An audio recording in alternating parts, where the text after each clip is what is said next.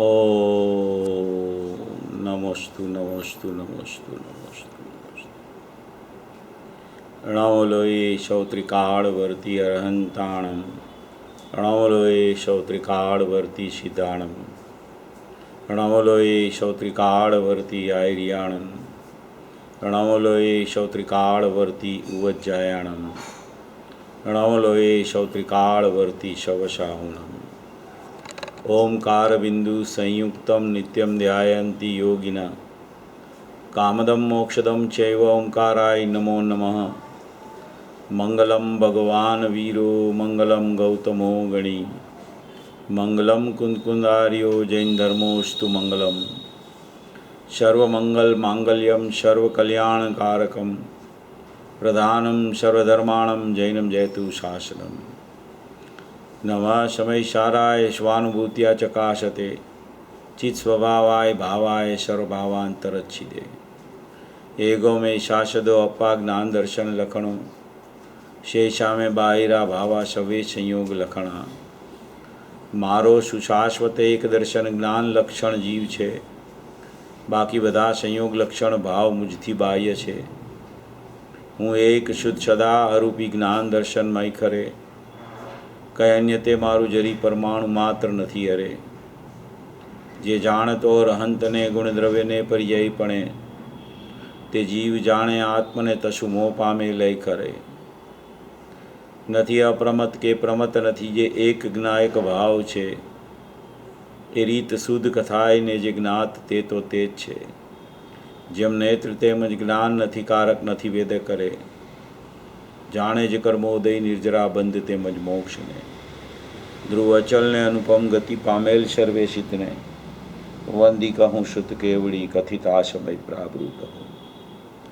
તું સ્થાપ નિજને મોક્ષ પંથે ધ્યા અનુભવ તેહને, તેમાં જ નિત્ય વિહાર કર નહીં વિહર પર દ્રવ્યો વિશે. ઓમ શ્રી નમઃશિદેવ્ય નમઃશિદેવ્ય નમઃશિદેવ્ય. આ સમયસાર કળશ ટીકા તેના સર્વવિશુદ્ધ જ્ઞાન અધિકાર ઉપર આપણે ફરી આજે એક નવા કળશ ઉપર ચર્ચા ચાલુ કરીએ છીએ. 215 નંબરનો કળશ આપણો પૂરો થયો, ત્યાર પછીનો 216 નંબરનો કળશ છે. એ 216 નંબરનો કળશ પણ ઘણી અપેક્ષાએ તો 215 નંબરના કળશ જેવો જ છે, પણ એમાં કોઈ વાતોમાં પૂજ્ય ગુરુદેવશ્રીએ ઘણી વિશેષતાપૂર્વક ચર્ચાઓ આ કળશમાં પણ કરેલી છે. ઘણા વિષયો નવા પણ છે. એમાં પૂજ્ય ગુરુદેવશ્રીનું કોઈ પણ પ્રવચન આપણે સાંભળીએ એટલે કાંઈક ને કાંઈક નવીનતા એમના પ્રવચનમાં આવ્યા જ કરતી હોય. કોઈ પણ પ્રવચન તમે પૂજ્ય ગુરુદેવશ્રીનું સાંભળીએ આપણે તો એવી વિશેષતાવાળી વાત આવે કે સામેવાળા જીવની જો પાત્રતા હોય અને બરાબર યોગ્યતાવાળો જીવ હોય તો એકદમ એને એ વાણી સ્પર્શ થઈ જાય. એવી કોઈ પૂજ્ય ગુરુદેવશ્રીની જે દિવ્ય દેશના 45 વર્ષ સુધી ખરી ગઈ એનું કોઈ અપૂર્વતા પૂજ્ય ગુરુદેવશ્રીની એવી હતી કે કોઈ પણ શાસ્ત્ર એને એકવાર ચાલુ કરે તો સાંગોપાંગ એને પૂરું કરે, અને કોઈ અલગથી વિષય ક્યારેય ન લે. શાસ્ત્ર એક લે એટલે સળંગ શાસ્ત્ર ચાલે. પદ્ધતિ સ્વાધ્યાય માટેની એ જ પરંપરા સાચી પરંપરા છે. કોઈ પૂજ્ય ગુરુદેવશ્રીની ચર્ચા ગાથા અનુસાર ચાલતી હોય, કળશ અનુસાર ચાલતી હોય, એ જ્યારે આપણે પૂજ્ય ગુરુદેવશ્રીના આખા પ્રવચનને સાંભળીએ એની જે મજા હોય છે, અને કોઈ પસંદ કરેલા બોલોનું અલગ પુસ્તક બનાવીને જ્યારે આપણે વાંચીએ એમાં ઘણો ફરક પડે છે.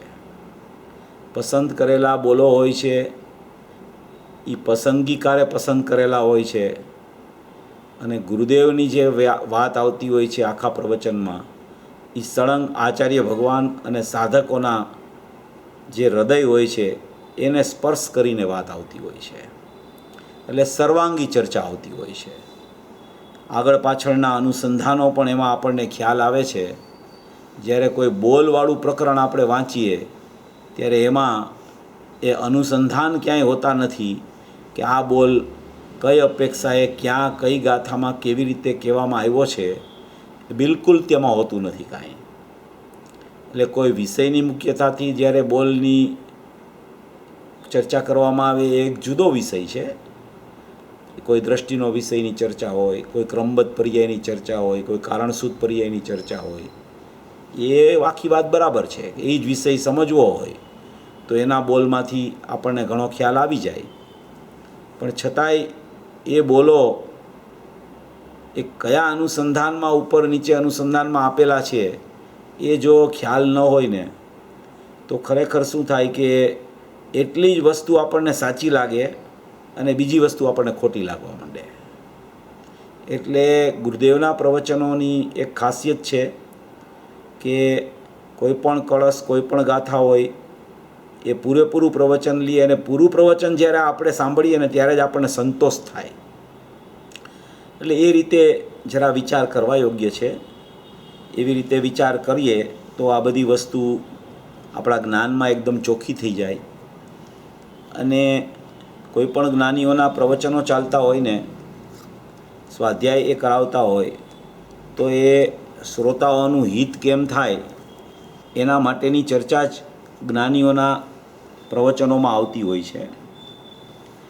અને એ પ્રવચનોમાં જે ચર્ચા આવે એમાંથી સારભૂત ચર્ચાનો વિષય આપણે જ્યારે આપણા જ્ઞાનમાં ગોઠવી લઈએ છીએ ત્યારે ખરેખર દ્રષ્ટિ દ્રવ્ય ઉપર જવા માટે તત્પર થાય છે.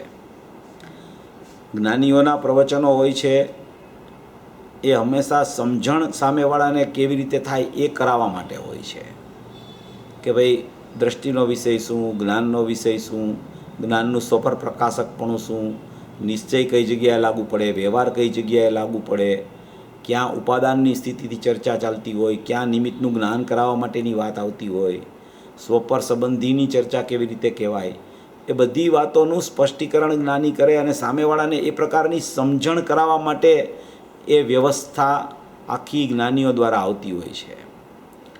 દ્રષ્ટિ તો પોતે એમાંથી તારવણી કરીને દ્રવ્ય સ્વભાવ ઉપર કરવાની હોય છે. એ જ્ઞાનીઓ એક જ વિષય નથી કહેતા હોતા. જ્ઞાનીઓની સંપૂર્ણ સર્વાંગી ચર્ચા આવે, એમાંથી આપણી સમજણ થવા માંડે વ્યવસ્થિત, પછી આપણી દ્રષ્ટિ સહજમાં દ્રવ્ય તરફ ચાલી જાય છે. કોઈ દ્રષ્ટિમાં એવું જોર કરવાથી કોઈ દ્રષ્ટિ એમ સમ્યક નથી થઈ જતી. પૂરેપૂરી સમજણ જ્ઞાનમાં જ્યારે થાય છે ત્યારે સહજપણે દ્રષ્ટિ દ્રવ્ય તરફ ચાલી જાય છે. એને દ્રષ્ટિ દ્રવ્યમાં સ્થાપવાની જરૂર નથી પડતી કે હું દ્રવ્ય છું એવું બોલવાની પણ જરૂર નથી પડતી. એને યથાર્થ સમજણપૂર્વકની દ્રષ્ટિ કહેવામાં આવે છે. એટલે એવી કોઈ ચર્ચા આ બધા કળશોમાં ભરેલી છે. અહીંયા આખી 216 કળશની ચર્ચા આપણે જે લેવી છે એમાં જેમ 215 કળશમાં જેમ જ્ઞાનની ચર્ચા આવી હતી, જ્ઞાનના સ્વપર પ્રકાશકની પણ ચર્ચા હતી, જ્ઞાનની સ્વાધીનતાની ચર્ચા હતી, જ્ઞાનની નિરપેક્ષતાની હતી, જ્ઞાનના સતપણાની જે ચર્ચા હતી, એવી જ રીતે અહીંયા 216 નંબરના કળશમાં પણ એ પ્રકારની જ ચર્ચા છે. પણ આમાં થોડી વિશેષતાવાળી અમુક ચર્ચાઓ છે. જેમ કે આમાં જ્ઞાનની ચેતનાને નિર્વિભાગ કીધી છે. પછી સ્વપર સમસ્ત જ્ઞેયને અર્થગ્રહણ શક્તિનું પ્રકરણ છે. આમાં સમસ્ત જ્ઞેયનું જાણવું કેવી રીતે થાય છે એની પણ ચર્ચામાં આવી છે. એટલે અલગ અલગ અપેક્ષાએ અલગ અલગ ચર્ચાઓ સાધક જીવો જે રાજમલજી સાહેબે જે આમાં ચર્ચા લીધેલી છે, કળશ તો અમૃતચંદ્ર આચાર્યોનો છે, પણ કળશનું વિવરણ કળશ ટીકાકાર રાજમલજી સાહેબ જે જૈન ધર્મના મર્મી કહેવામાં આવે છે એમણે બહુ સુંદર લીધી છે. એ 216 નંબરનો કળશ છે. એ 216 નંબરનો કળશ આપણે જરા જોઈએ છીએ. શુદ્ધદ્રવ્ય સ્વરસભવનાत् કિં સ્વભાવસ્ય શેષ અન્યં દ્રવ્યં ભવતિ યદિ વા તસ્ય કિં સ્યાत् સ્વભાવઃ જ્યોત્સ્નારૂપં સ્નપયતિ ભુવં નૈવ તસ્યાસ્તિ ભૂમિ જ્ઞાનં જ્ઞેયં કલયતિ સદા જ્ઞેયમસ્યાસ્તિ નેવ. આ 216 નંબરનો કળશ છે. એમાં એક ઉદાહરણ આપે છે, ચાંદનીનું ઉદાહરણ છે. ચાંદની એટલે ચંદ્રમા. એ ચંદ્રમા ભૂમિને કેવી રીતે શ્વેત કરે છે, અને એ ભૂમિને શ્વેત કરવા છતાં એ ચાંદની ભૂમિરૂપ થાય છે કે નથી થતી, એ દ્રષ્ટાંત આપીને જ્ઞાન, સમસ્ત જ્ઞેયો, સ્વ અને પર બે પ્રકારના જ્ઞેયો છે. જ્ઞાનમાં સ્વ એટલે કે ત્રિકાળી દ્રવ્ય ગુણ, અને પર એટલે કે દ્રવ્ય ગુણ અને જ્ઞાનની પર્યાય સિવાયની બધી વસ્તુ ખરેખર પરમાં આવે છે. એમાં અનંત ગુણોની અનંત પર્યાયોને પણ ખરેખર પરમાં લઈ શકાય છે. અને બાકીના પ્રમાણની બહારના જેટલા જ્ઞેયો છે એ તો પૃથક હોવાથી જ એ તો પ્રત્યક્ષ જ્ઞેય દેખાય છે કે એ તો જ્ઞેય જ છે પ્રત્યક્ષપણે પૃથક હોવાથી.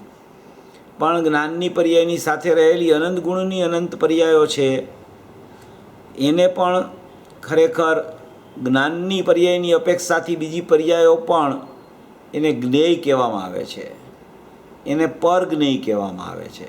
અને સ્વજ્ઞેય પોતાનું ત્રિકાળી દ્રવ્ય ગુણ છે એને સ્વજ્ઞેય કહેવામાં આવે છે. એમાં અહીંયા સ્વપર સંબંધી સમસ્ત જ્ઞેય વસ્તુની ચર્ચા છે. સ્વપર સંબંધી સમસ્ત જ્ઞેય વસ્તુ એટલે સ્વ એટલે પોતાનો આત્મા, પર એટલે કે જ્ઞાનની પર્યાય સિવાયનું જેટલું છે એ બધું પર, અને સ્વ એટલે કે પોતાનું દ્રવ્ય, અને એને જાણનાર જ્ઞાનની પર્યાય.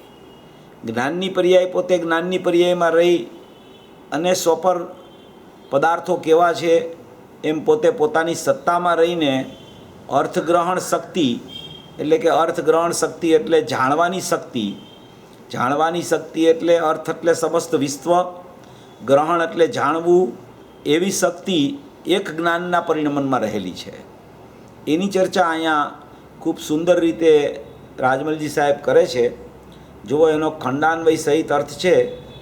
આ કલસામૃત પેજ નંબર 385 ભાગ નંબર 6, કલસામૃત અક્ષરસ પ્રવચન ભાગ 6 પેજ નંબર 385 ઉપર આ આખો મૂળ કળશ છે, એમાંથી આપણે વાંચીએ છીએ. પછી એના પછી આપણે પૂજ્ય ગુરુદેવ શ્રીના પ્રવચનો ઉપર જઈએ છીએ. સદા જ્ઞાનમ જ્ઞેયમ કલયતિ અસ્ય જ્ઞેયમ ન અસ્તિ એવ સદા.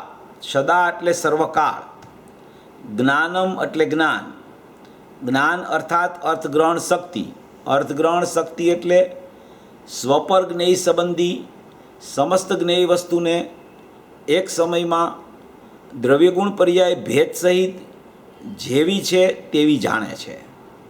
શું કહેવા માગે છે કે સર્વકાળ એટલે કે સદા એટલે કે અનાદિ અનંત, એટલે કે જે જ્ઞાનનું અસ્તિત્વ કેવું છે તો કે અનાદિ અનંત જ્ઞાનનું અસ્તિત્વ રહેલું છે. તો કે એ જ્ઞાનનું અસ્તિત્વ સર્વકાળે હોય છે. કોઈ કાળ એવો નથી હોતો કે જ્યારે આ જીવમાં જ્ઞાનની પર્યાયના ઉત્પાદનું અસ્તિત્વ ન હોય. એવો કોઈ કાળ નથી હોતો. ચાહે ચોથા કાળમાં હો, પંચમ કાળમાં હો, કે કોઈ પણ કાળમાં જીવ હો, તો પણ જ્યાં દ્રવ્ય હોય ત્યાં ત્રિકાળી દ્રવ્યની સત્તા દ્રવ્ય ગુણવાળી હોય, અને ત્યાં એની પર્યાયનો ઉત્પાદ એ પ્રત્યેક સમયે ઉત્પાદ રૂપે પર્યાય રહેલી હોય, અને એ ઉત્પાદ રૂપે રહેલી પર્યાય હોય એટલે એ સર્વકાળે જ્ઞાન રહેલું હોય, અને એ સર્વકાળે જ્ઞાનમાં એક અર્થગ્રહણ શક્તિ હોય. અર્થગ્રહણ શક્તિ એટલે કે સ્વપરનું જાણવું, એમાં પોતાથી પોતામાં રહીને જ્ઞાનની પર્યાયમાં ચાલ્યા જ કરતું હોય. જેવું સ્વ હોય એવું સ્વને જાણે, અને જેવું પર હોય એવું પરને જાણે, પણ એ પોતે પોતામાં રહીને પોતાના જ્ઞાનને જાણતા સ્વ અને પર કેવું છે એવો એને ખ્યાલ આવે. એટલે કે સર્વકાળે આવું જ્ઞાન છે એ અર્થગ્રહણ શક્તિવાળું સ્વપર જ્ઞેય સંબંધી સમસ્ત જ્ઞેય વસ્તુને એક સમયમાં, સ્વપર સંબંધી સમસ્ત જ્ઞેય વસ્તુ જેટલી જ્ઞેય વસ્તુ છે, ચાહે સ્વજ્ઞેયમાં દ્રવ્ય ગુણ હો, ચાહે પર જ્ઞેયમાં કાંઈ પણ હો, એટલે સ્વદ્રવ્યના દ્રવ્ય ગુણને પણ જાણે, પર દ્રવ્યના દ્રવ્ય ગુણને અને પર્યાયને પણ જાણે, એવી કોઈ આ સ્વપર ગ્રહણ શક્તિવાળી એક જ્ઞાનની પર્યાયનો ઉત્પાદ પ્રત્યેક સમયે જીવને સર્વકાળે થાય છે.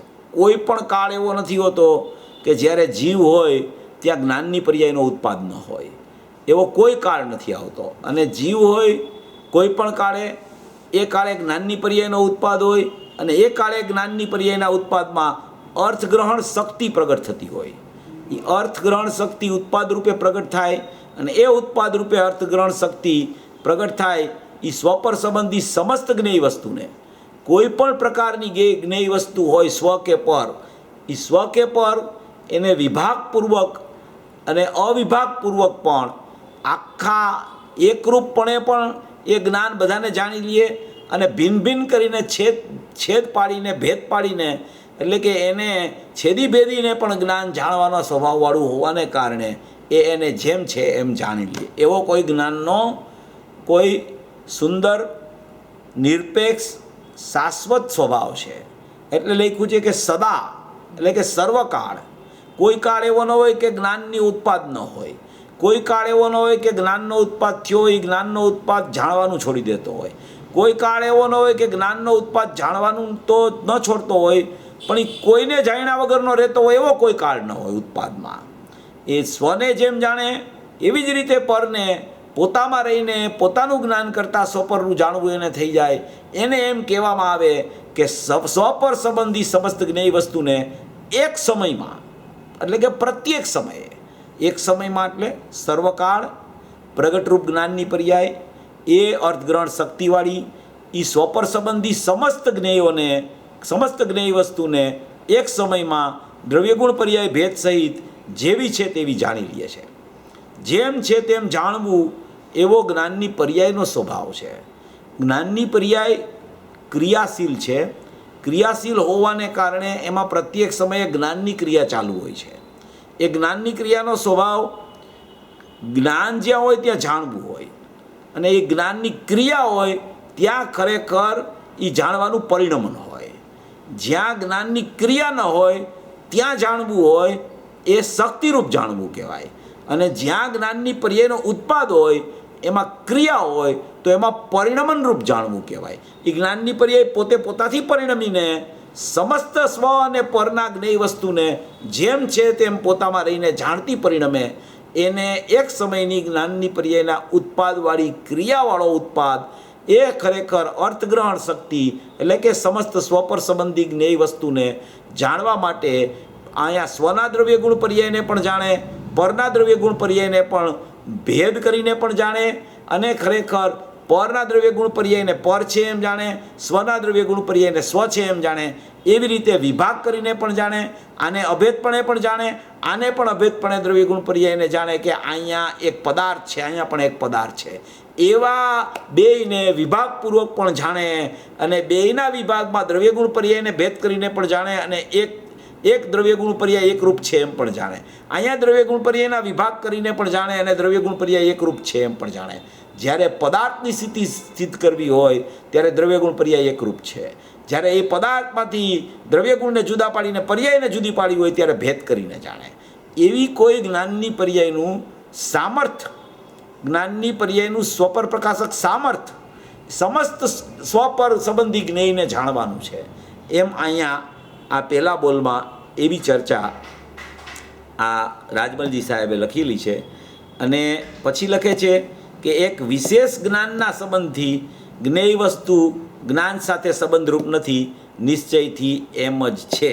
હવે આ બધી ચર્ચા આપણે પૂજ્ય ગુરુદેવશ્રીના પ્રવચનમાં આપણે જોઈએ, કારણ કે જે પૂજ્ય ગુરુદેવશ્રી ખુલાસો કરે એને આપણે સમજવાનો જ્યારે પ્રયત્ન કરીએ ત્યારે ખરેખર આ રાજમલજી સાહેબને ભાવ એનો શું છે કહેવાનો, અમૃતચંદ્ર આચાર્ય કળશમાં શું કહેવા માગતા હતા, રાજમલજી સાહેબે શું વિસ્તાર કર્યો, અને આપણે ગુરુદેવે જે સમજાવ્યું એ આપણી સમજમાં શું આવે છે, એ ગુરુદેવના પ્રવચન વાંચીએ ને ત્યારે જ ખરેખર ખ્યાલ આવે. ત્યાર પહેલાં આ બધી વસ્તુ સમજવી ઘણી જ છે ને કઠિન છે. આ એવું છે કે ગુરુદેવ જ્યારે સમજાવે અને ગુરુદેવના પ્રવચન વાંચીએ તો પણ જેટલું સમજાવવું જોઈએ એટલું નથી સમજાતું. તો ગુરુદેવના પ્રવચન વગર તો કેવી રીતે સમજાય? એટલે જો હવે એના આપણે ગુરુદેવનું પ્રવચન આપણે ચાલુ કરીએ છીએ. 386 નંબરના પેજ ઉપર 386 નંબરનું પેજ છે, એમાં પૂજ્ય ગુરુદેવશ્રી આ પ્રવચન ચાલુ કરે છે. એ આપણે પ્રવચન પહેલેથી જ જોઈએ છીએ, કારણ કે આપણે અક્ષરસ પ્રવચનો વાંચીને ચર્ચા કરીએ છીએ. 215 કળશ પણ ઘણો ટાઈમ આપણો ચાલેલો, એટલે અઠવાડિયામાં એક સ્વાધ્યાય હોય એટલે આમ લાંબુ ચાલે, અને ઓમે એક કોઈ પણ લાઈન આવે તો એનો અર્થ કરીએ તો ઘણો ટાઈમ લાગે. એટલે ખૂબ સુંદર ચર્ચાઓ હોય છે. એક પ્રવચન પણ જો વ્યવસ્થિત સમજાઈ જાય તો જયસેન આચાર્યએ તો એની સમયસારમાં લખ્યું છે કે કોઈ પણ એક ભાવને પણ જીવ યથાર્થ પકડી લે તો એને સમ્યક દર્શન થઈ જાય છે. સમ્યક દર્શનમાં કાંઈ બધુંય જાણે તો જ એને સમ્યક દર્શન થાય એવી જાણવાની કોઈ ખટક નથી હોતી કે ભાઈ આટલું બધું હું નહીં જાણું, શાસ્ત્રોમાં આટલું, શાસ્ત્રો તો દરિયો છે, એને બધુંય જાણવાનો કાંઈ એને એ બધું જાણી પણ ન શકે, પણ એને કેવળ જ્ઞાન થાય ત્યારે બધું જણાઈ જવાનું છે. પણ મર્યાદિતમાં જેટલું પ્રયોજનભૂત હોય એટલું પણ કોઈ એક ભાવને વ્યવસ્થિત પકડી લે તો પણ એ સમ્યક દર્શનનો અધિકારી થઈ જાય. એટલે સમ્યક દર્શનનો અધિકારી એટલે કે આત્માનું જાણવું એને ચાલુ થઈ જાય એમ કહેવા માગે છે. એટલે એક ભાવ પણ જો પ્રગટ વ્યવસ્થિત બેસી જાય, જેમ કે અહીંયા અત્યારે 215 ને 216 કળશમાં આખા જ્ઞાનની પર્યાયના સતપણાનો ચર્ચા છે. આખી જ્ઞાનની પર્યાયની નિરપેક્ષતા બતાવે છે, અને એ સતપણુને નિરપેક્ષતા બતાવીને એ જ્ઞાનની પર્યાયનું જાણવું કેવી રીતે ચાલી રહ્યું છે, એની સ્વપર પ્રકાશકની સ્વતંત્ર સ્વયં સ્થિતિ કેવી છે, કોઈની સ્વ કે પરની અપેક્ષા વગર જ્ઞાનની પર્યાયની સ્વપર પ્રકાશક સ્થિતિ કેવી છે, એ અહીંયા આખી ચર્ચા 215 216 કળશમાં આવી છે. એટલે એ રીતે 215 કળશ આપણે જોયો, એમાં આપણે 216 કળશ આ જોઈએ છીએ. જો પૂજ્ય ગુરુદેવશ્રી પહેલાં જ કહે છે કે શું કહે છે, જુઓ. સદા જ્ઞાનમ જ્ઞેયમ કલયતિ અસ્તિ જ્ઞેયમ ન અસ્તિ એવ. આત્મા સ્વરૂપે સર્વજ્ઞ પરમાત્મા સ્વરૂપ છે. આત્મા કેવો છે? આત્માનું સ્વરૂપ કેવું છે? આત્માનું જ્ઞાયક રૂપ કેવું છે? આત્માનું સ્વરૂપ એટલે કે પોતાનું જ્ઞાનમય રૂપ, પોતાનું આનંદમય રૂપ, પોતાનું ચેતનામય રૂપ, પોતાનું અનંત ગુણમય રૂપ. એ આત્માનું સ્વરૂપ કેવું છે? તો કે એ આત્મા સ્વરૂપે એટલે કે પોતાના સ્વરૂપે સર્વજ્ઞ પરમાત્મા સ્વરૂપ છે. આત્મા પોતે જ એનું સ્વરૂપ એવું છે કે એ પોતે સર્વજ્ઞ પરમાત્મા સ્વરૂપ છે. સર્વજ્ઞ કેવડી થાય એ તો વ્યક્ત અપેક્ષા છે, પણ આત્મામાં એવું સર્વજ્ઞપણું પડ્યું છે, એવી સર્વજ્ઞત્વ શક્તિ પડી છે કે એ સર્વજ્ઞપણે જ એની શક્તિરૂપ સ્વરૂપ રહેલું છે. એવો એક પરમાત્મા સ્વભાવ ત્રિકાળી જ્ઞાયક ભાવનો છે, એને આત્મા કહેવામાં આવે છે. એ આત્મામાં સ્વરૂપે સર્વજ્ઞ પરમાત્મા સ્વરૂપ છે. કોઈ જીવને સર્વજ્ઞપણું પ્રગટ કરવું એ વ્યક્ત પર્યાયની અપેક્ષા છે, પણ પ્રગટ ન હોય અને સર્વજ્ઞ સ્વભાવ ખ્યાલમાં લેવો તો કે તું સર્વજ્ઞ જ છો સ્વભાવે. તું દ્રવ્ય સર્વજ્ઞ સ્વરૂપી જ છો, તું દ્રવ્ય સર્વજ્ઞ પરમાત્મા સ્વરૂપી જ છો. તારે સર્વજ્ઞપણું પ્રગટ થાય એ જુદી વાત છે, પણ સર્વજ્ઞપણું જ્યાં સુધી પ્રગટ ન થાય ત્યાં સુધી તું એની વાંછા કર્યા કર, તું એની ઈચ્છા કર્યા કર. એને બદલે તારું સર્વજ્ઞ સ્વરૂપ અંદરમાં પરમાત્મા બિરાજમાન છે એનો તું વિશ્વાસ કર, એની તું દ્રષ્ટિ કરવાનો પુરુષાર્થ કર કે મારું સ્વરૂપ તો આત્મ સ્વરૂપ મારું એવું છે કે એ સર્વજ્ઞ સ્વભાવી સર્વજ્ઞ સ્વરૂપી પરમાત્મા છે, એ મારા દ્રવ્ય સ્વભાવે અંદરમાં વિદ્યમાન છે. પર્યાયમાં તો એના સ્વકાળે પ્રગટ થઈ જશે. એનો જ્યારે સ્વકાળ આવશે, એની યોગ્યતા પાકશે, એની કાળલબ્ધિ પાકશે, ત્યારે પર્યાયમાં સર્વજ્ઞપણું આવી જશે. પણ એ સર્વજ્ઞપણું આવશે એ પણ કેવી રીતે આવશે કે આ સર્વજ્ઞ સ્વરૂપી ભગવાન આત્માને જોશે ત્યારે 12માં સર્વજ્ઞપણું આવશે. એટલે પહેલામાં પહેલી વાત પૂજ્ય ગુરુદેવ શ્રી કરે છે કે આત્મા સ્વરૂપે સર્વજ્ઞ પરમાત્મા સ્વરૂપ છે. કેવો છે? તો કે સર્વજ્ઞત્વ શક્તિ આવી છે. જીવત્વ, ચિત્તિદશી, જ્ઞાન, સુખ, વીર્ય, પ્રભુત્વ, વિભુત્વ, સર્વદર્શિત્વ અને સર્વજ્ઞત્વ 10 નંબરની શક્તિ છે. એ સર્વજ્ઞત્વ શક્તિ. એ સર્વજ્ઞત્વ શક્તિમાં શું કહે છે કે સર્વને જાણવું જેને થાય, સર્વનું જાણવું પોતામાં રહીને પોતાને જાણતા આત્મજ્ઞાનમય સર્વજ્ઞત્વ શક્તિ લખ્યું છે. એમાં આત્મજ્ઞાનમય સર્વજ્ઞત્વ શક્તિ. આત્મજ્ઞાનમય સર્વજ્ઞત્વ શક્તિ શા માટે કીધી કે એ પરિણમનની અપેક્ષાએ સર્વજ્ઞપણું સિદ્ધ કરવું છે. પણ જ્યારે સર્વજ્ઞ શક્તિ જ્યારે અંદરમાં કહે છે ત્યારે એ સર્વજ્ઞ શક્તિ પણ ખરેખર પોતાના સ્વાભાવિક સ્વરૂપી જ્ઞાનમય છે. એટલે એને પણ શક્તિથી જોવે, સ્વભાવથી જોવે, દ્રષ્ટિથી જોવે, દ્રષ્ટિના વિષયના દ્રવ્યથી જોવે તો એ પણ સર્વજ્ઞ શક્તિમય આત્મજ્ઞમય સર્વજ્ઞત્વ શક્તિ છે. આત્મજ્ઞમય સર્વજ્ઞત્વ શક્તિ એવી વ્યાખ્યા એમાં બાંધી છે કે આત્મજ્ઞાનમય સર્વજ્ઞત્વ શક્તિ. તો એ સર્વજ્ઞત્વ શક્તિ કેવી છે તો કે આત્મજ્ઞાનમય. આત્મજ્ઞાનમય એટલે પરિણમનની અપેક્ષા. પણ અંદરમાં પણ આત્મજ્ઞપણું એવું પડ્યું છે કે જ્ઞાનમયપણું એવું પડ્યું છે કે એ સર્વજ્ઞ એ અંદરમાં જ સર્વજ્ઞપણું છે. એટલે કે સર્વનું જ્ઞાન અંદરમાં મોજૂદ, અંદરમાં રહેલું છે. એ વ્યક્તપણે બહાર આવે છે ત્યારે ખબર પડે છે કે અંદરમાં હતું એ બહાર આવ્યું વ્યક્તમાં. એવું એક સર્વજ્ઞપણું અંદરમાં, એટલે કે આત્મા સ્વરૂપે સર્વજ્ઞ પરમાત્મા સ્વરૂપ છે. આત્મા સર્વજ્ઞ સ્વભાવી પરમાત્મા સ્વરૂપ છે. જો આત્મા સ્વરૂપે સર્વજ્ઞ પરમાત્મા સ્વરૂપ છે અને આત્મા સર્વજ્ઞ સ્વભાવી પરમાત્મા સ્વરૂપ છે. આત્મા સ્વરૂપે સર્વજ્ઞ પરમાત્મા સ્વરૂપ છે, એમાં એક ગુણમાં અનંત ગુણનું રૂપ ઉતારી શકાય. અને આત્મા સર્વજ્ઞ સ્વભાવી છે, એમાં અનંત ગુણો ઉતરી જાય. સ્વભાવ કહેતા અનંત ગુણ, સ્વરૂપ કહેતા એક ગુણમાં અનંત ગુણનું રૂપ. એમ સ્વરૂપ અને સ્વભાવમાં ફરક પડે છે. બે એક વાત નથી. કોઈ પણ શબ્દ આવે તો એનો ભાવ હંમેશા જુદો જુદો થતો હોય તો જ એનું ખરેખર વાક્ય બે શબ્દ તરીકે આવે. નહીંતર તો એક જ વાત કરે, એનું વાચ્ય એક સરખું હોય તો. પણ સ્વરૂપ કહેતા એક ગુણમાં અનંત ગુણનું રૂપ એવું તારું સ્વરૂપ છે. સ્વભાવ કહેતા અનંત ગુણાત્મક તારો સ્વભાવ છે. એટલે કહે છે કે આત્મા સ્વરૂપે સર્વજ્ઞ પરમાત્મા સ્વરૂપ છે, આત્મા સર્વજ્ઞ સ્વભાવી પરમાત્મા સ્વરૂપ છે. એ પરને જાણે કહે છે. શું કહે છે? એ પરને જાણે. પરને જાણે એ કહે છે એટલે શું કે અહીંયા આખી જ્ઞાનની પર્યાયનું સામર્થ્ય સિદ્ધ કરવું છે. એક જ્ઞાનની પર્યાયનો સ્વભાવ હોય છે, એક જ્ઞાનની પર્યાયનું સામર્થ્ય હોય છે. જ્યાં સુધી જ્ઞાનની પર્યાયનો સ્વભાવ ખરેખર એ સ્વભાવમાં સ્વભાવવાનનું જ્ઞાન ન થાય ત્યાં સુધી એનું સામર્થ્ય પ્રગટ થતું નથી. અને એ સામર્થ્ય પ્રગટ થાય એ સ્વભાવથી પ્રગટ થાય છે. પણ અહીંયા જે કહે છે કે આ સ્વભાવ આખો છે એ પરને જાણે. એ પરને જાણે એટલે કે પોતાને જાણતા જાણતા પરને જ્ઞાની જાણે, એને વ્યવહાર કહેવામાં આવે છે. આ કોઈ પણ જ્ઞાનમાં પરની સાપેક્ષતા લાગુ પડે કે કોઈ પણ જ્ઞાનમાં પરનું લક્ષ્ય લાગવું પડે તો એ પરની સાપેક્ષતાવાળું જ્ઞાન છે એ ખરેખર જ્ઞાનમાં જ્ઞાનને જાણતા થાય છે, નહીં કે પરને જાણતા થાય છે. ખરેખર તો જ્ઞાન જ્ઞાનને જ જાણ્યા કરે છે, નથી ક્યારેય પરને જાણવા જતું કે ખરેખર નથી ક્યારેય સ્વને જાણવા જતું. એટલી બધી જ્ઞાનની સ્વાધીનતા, એટલી બધી જ્ઞાનની નિરપેક્ષતા ખરેખર રહેલી છે. એટલે કહે છે કે એ પરને જાણે કહે છે સર્વકાળ જ્ઞાન અર્થાત અર્થગ્રહણ શક્તિ. એનો સ્વભાવ તો પદાર્થને જાણવું એ છે. એટલે કે જ્ઞાનની અર્થગ્રહણ શક્તિ એટલે સર્વકાળ જ્ઞાન, એટલે કે અહીંયા આખી પરિણમનની ચર્ચા આવશે. પરિણમનની ચર્ચા શક્તિ કહીને પછી ઉપાડશે. સર્વકાળ જ્ઞાન અર્થાત અર્થગ્રહણ શક્તિ, એનો સ્વભાવ તો પદાર્થને જાણવું એ છે. ગ્રહણ એટલે જાણવું, અર્થગ્રહણ એટલે સ્વ અને પર, એવા અર્થનું ગ્રહણ, પદાર્થનું જાણવું એવી એની શક્તિ છે.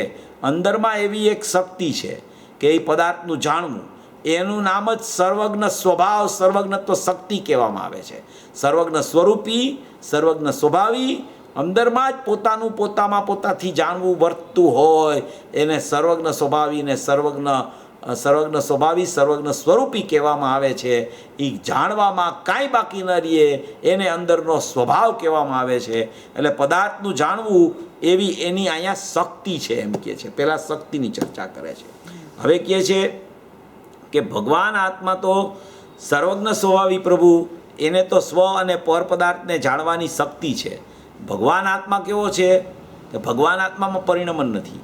ભગવાન આત્મામાં કોઈ ક્રિયા પણ જ્ઞાનની નથી. એ જ્ઞાનની ક્રિયા વ્યક્ત પર્યાયમાં હોય છે. ભગવાન આત્મા નિષ્ક્રિય શુદ્ધ પારિણામિક છે. એ નિષ્ક્રિય શુદ્ધ પારિણામિક છે. એ કોઈ પર્યાય રૂપે પણ થતો નથી. તદરૂપો ન ભવતી, તે રૂપે કદી થતો નથી પર્યાય રૂપે. એટલે ભગવાન આત્મા તો સર્વજ્ઞ સ્વભાવી પ્રભુ છે. એનો તો સ્વ અને પરપદાર્થને જાણવાની શક્તિ છે. એનામાં તો શક્તિ પડી છે. જાણવું પર્યાયમાં થાય એ પર્યાયના પરિણમનની ચર્ચા. જાણવાની શક્તિ છે એ ત્રિકાળી દ્રવ્યમાં શક્તિ છે. શક્તિ છે માટે શક્તિની વ્યક્તિ પર્યાયમાં બહાર આવે છે.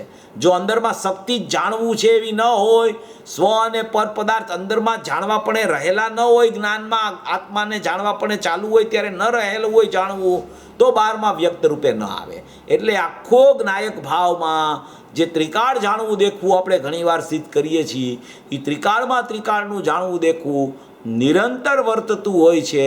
એ વર્તતું જાણવું દેખવું એને ખરેખર શક્તિરૂપ સ્વભાવ કહેવામાં આવે છે. એટલે અહીંયા એ કહેવા માગે છે કે ભગવાન આત્મા તો સર્વજ્ઞ સ્વભાવી પ્રભુ, એને તો સ્વ અને પર પદાર્થને જાણવાની શક્તિ છે. આ પરનું કંઈ કરવું એ તો છે જ નહીં. કરવાનો તો કોઈ સ્વભાવ જ નથી. જાણવાનો 100% સ્વભાવ, કરવાનો 1% પણ સ્વભાવ આત્મામાં નથી. માત્ર જાણવું એવો જ્ઞાનમય આત્માનો સ્વભાવ છે. એ કાંઈ કરવું એવો સ્વભાવ નથી. જે 320 ગાથા આપણે વારંવાર યાદ કરીએ છીએ ને, ગુરુદેવ પણ યાદ કરતા હોય છે કે ભાઈ 320 ગાથામાં કીધું છે કે આત્મા શું કરે, તો કે માત્ર જાણે. તો કે કોને જાણે, તો કે બંધ મોક્ષને જાણે. કેવી રીતે જાણે, તો કે પોતામાં રહીને જાણે. બંધ મોક્ષના કારણને, બંધ મોક્ષની પર્યાયને, સકામકામ નિર્જરાને, સવિપાક અવિપાક નિર્જરાને, જે કાંઈ થાય એને જ્ઞાનમાં પોતામાં રહીને આત્મા જાણ્યા કરે. એ જાણવું એનો સ્વભાવ છે.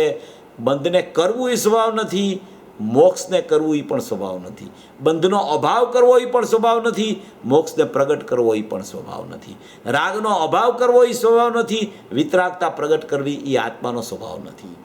આત્મામાં વિતરાગતા ભરેલી છે, તો એ આત્માને જાણતા સહજપણે વિતરાગતા પ્રગટ થાય તો એને રાગનો ઉત્પન્ન થયો રાગ એટલે રાગનો અભાવ થયો એમ કહેવામાં આવે.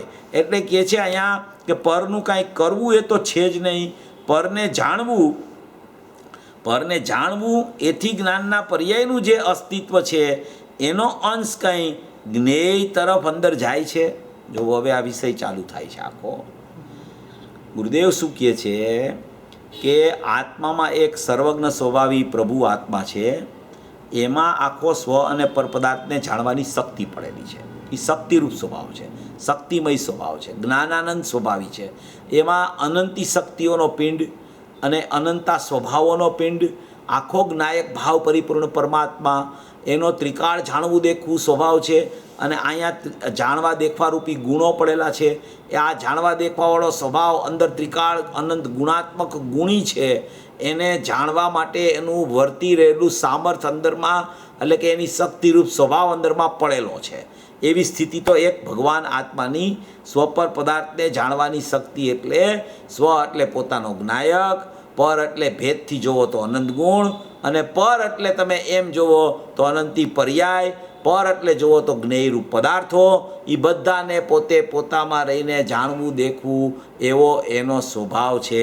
પરનું કાંઈ કરવું એવો આત્માનો સ્વભાવ નથી. પછી કહે છે કે પરને જાણવું એથી જ્ઞાનની પર્યાયનું જે અસ્તિત્વ છે.